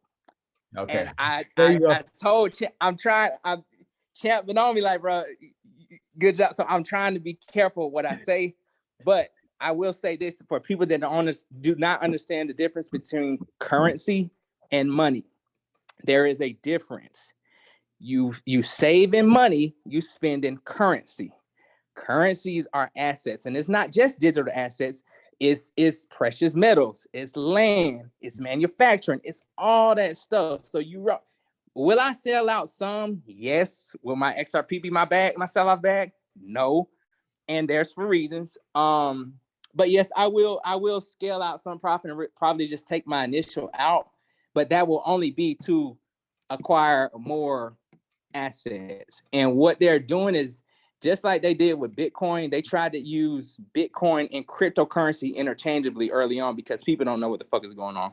Now they're using cryptocurrency and digital assets interchangeably, if you ask me, because 90% of this space is a fucking scam. They don't have any utility.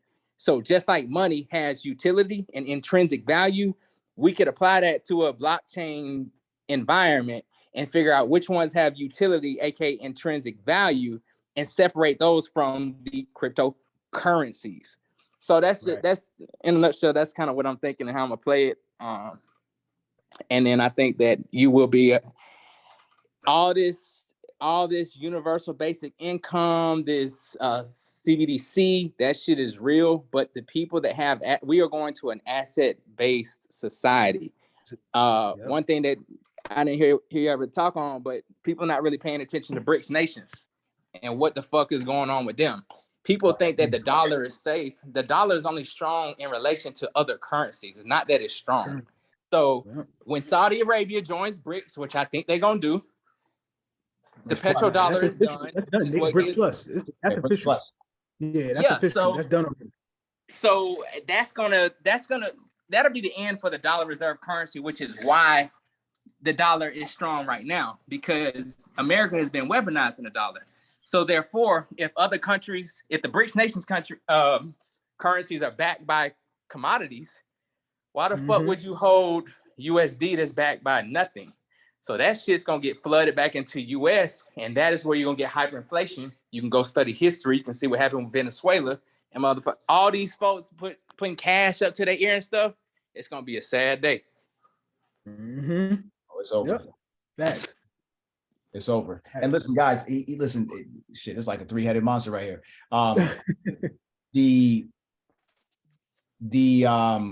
So when he talks about BRICS, so everything is moving back to the gold standard. All things mineral at this point. This is why these guys want to buy Iceland and Greenland.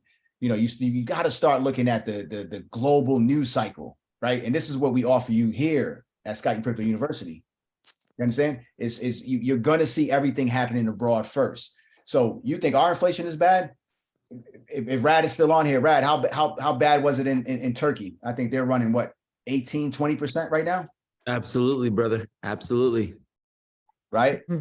So you won't know until you travel out the world to see how far, you know, your dollar can take you or not take you.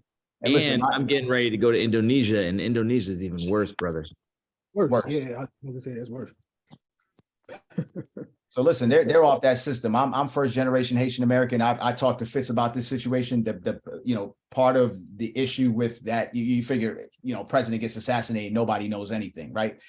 This guy, what people don't realize is he was taking meetings with Putin. You know, Russia was going to finally open an embassy inside of Haiti. What do you think was going to happen? They were going to join BRICS Nation. That country is so full of minerals, uranium, all types of things out there that they don't even know the real value of it. And Putin has been the only world leader that ever addresses Haiti as an independent nation. No one else has ever done that before. And because of that meeting, this guy's not here right now. And they got y'all believing that it's about the vaccine and stuff like that. That wasn't it. They off that already. You know, they got what they needed from that situation. And I mean, this is not the first time. I mean, that's why Gaddafi was killed. He just did it in the wrong fashion. He didn't have his ducks in a row, and so they offed him. And I think one of the major players is going to be silver. I think silver has more utility than gold does, and it has a more limited supply. And with all this war shit, what do they need? They need silver more than they need gold. For sure. So and a lot of copper, there's a lot of things to run the electric too. So it's, you know, it is solar, all this EV shit that they doing, that's all silver. And the green initiative, for one more thing, for what these gentlemen are talking about, and I'm not going to give out a game, but for the green initiative, pay attention. Oh, you want, okay. Right. Now you good. Just well, like. No, I won't say nothing. Just for the green initiative, which you can listen to what Biden and them are saying, you have to see how these coins are aligned with that initiative. And that's one of the things that we teach you right there. There's no way it could be Bitcoin. Hell no. No. You know what I'm saying? And Christine Lagarde just said it. Mm-hmm. They tell you what they tell you what's going on. People just don't know where to look, and people don't want to read because the fucking publication is so long and boring that people like, screw this. Listen, I'm not gonna hold y'all, but you keep with these guys, you look at their background and check their religious beliefs and connect some dots with that. That's all I'm gonna say.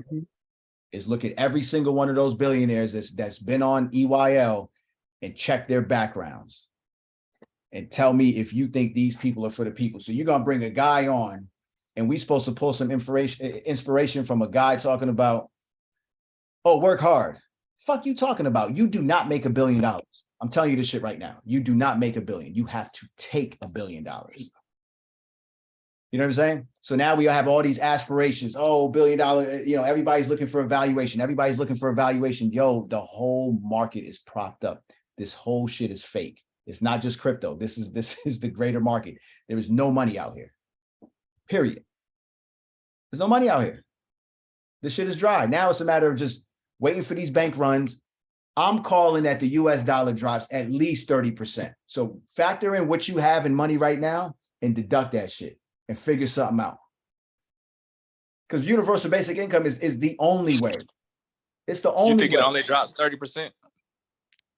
I'm just saying minimum. I got a number. I just don't like putting it out into the atmosphere like that. Yeah. But I think it's more than that. Yeah, me too.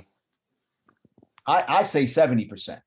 Yeah, it's more accurate. I'm only doing this for the group right now, guys. So I'm just telling you. So just imagine you got $100,000 right now, and it's only worth 30 in the next year. And honestly, so the dollar was not the first U.S. currency. We had the Continental. Every fiat currency in American history has gone to zero. So I'm not saying that it's gonna go to zero, but if you just study history, these currencies are meant to last 100 years? We up on 100 years. So ain't no telling what's about to happen. And I don't think that most people are really prepared for it. And those that ain't buying assets, it's gonna be a sad day. And I like how you frame what an asset is. Yeah. Most people, that's important. Most people can't even define what an asset is. And most people save in currency too. Yeah, like you said, keep putting it to your ear. Yeah. Listen, after the utility run is next. After that, once mass adoption comes, then we can start having a field day with all things NFT, all things, land ownership, land contracts. I mean, everything is going to be on these blockchains, moving at the speed of light.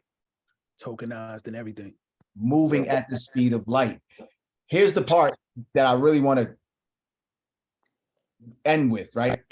If we don't have representation in the systems that are being built, right? And I'm telling you guys, Champ and I are both working on a Black Crypto Association, meaning if we don't have representation to be able to come to, or have a group that's able to come to the table, right? To be able to air our grievances out when the technology, let's just say there's a car here and we got Mr. Feinstein next to me, and then you got me right here. And there's a car that's about to go out of control. Now that car is going to be smart enough to know whose life is more valuable, right?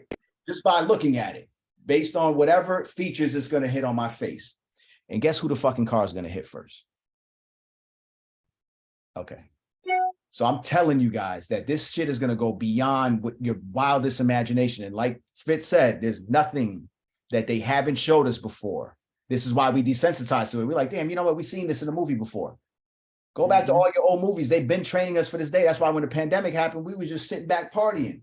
It didn't matter what they showed us in other countries. We knew this. We knew this already internally.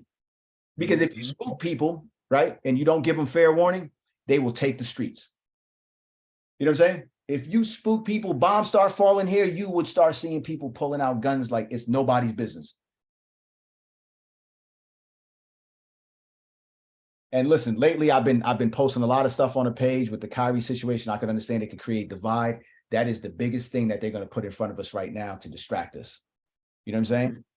But the problem with what's happening right now is I'm finally understanding my history, and that's able to propel me into this next sector and what I'm supposed to be here to do, because they suppress so much information from us.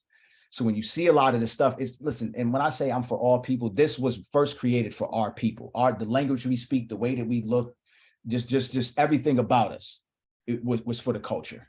But we're accepting of all people, right? Marginalized people, people that don't have access to capital. Every time I go to my real estate investors, it's like the first fucking time I'm doing a deal with these guys. I'm tired of it, and I'm smart as well. You know what I'm saying? So I know dudes that come in that don't know the lingo, that can't do this, right? Because I can do all of it. That's my superpower. You know what I'm saying? And I can feel energy. I've been feeling these guys for a minute, and I'm not liking it. You know what I'm saying? They do not like us. They know the power of what we hold. This is why I tell you it's important that it comes from Champ and I, and we're documenting all this, and we're going to shoot that movie in the future. So when it comes out to say, yo, who were those dudes in 2020 that made that all that fucking money? Like, it has to be our story the way that it's told, because you never hear it. You act like during Reconstruction, like we weren't multimillionaires.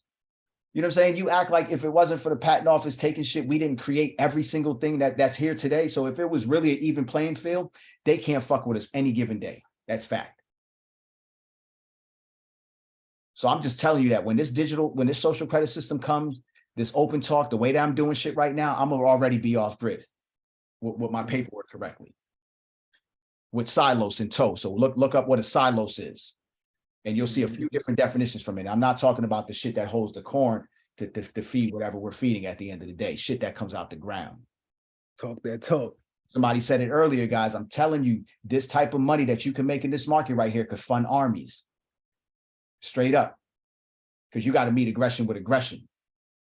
Because it's not working. You sit here, you march, you pray, you fucking forgive these people. Fuck out of here. You better get what's yours and understand what's about to happen. So when I told you 30%, it's 70%. So I'm just telling you, do the math in your head. If your money was to lose 70% of value, what would you do?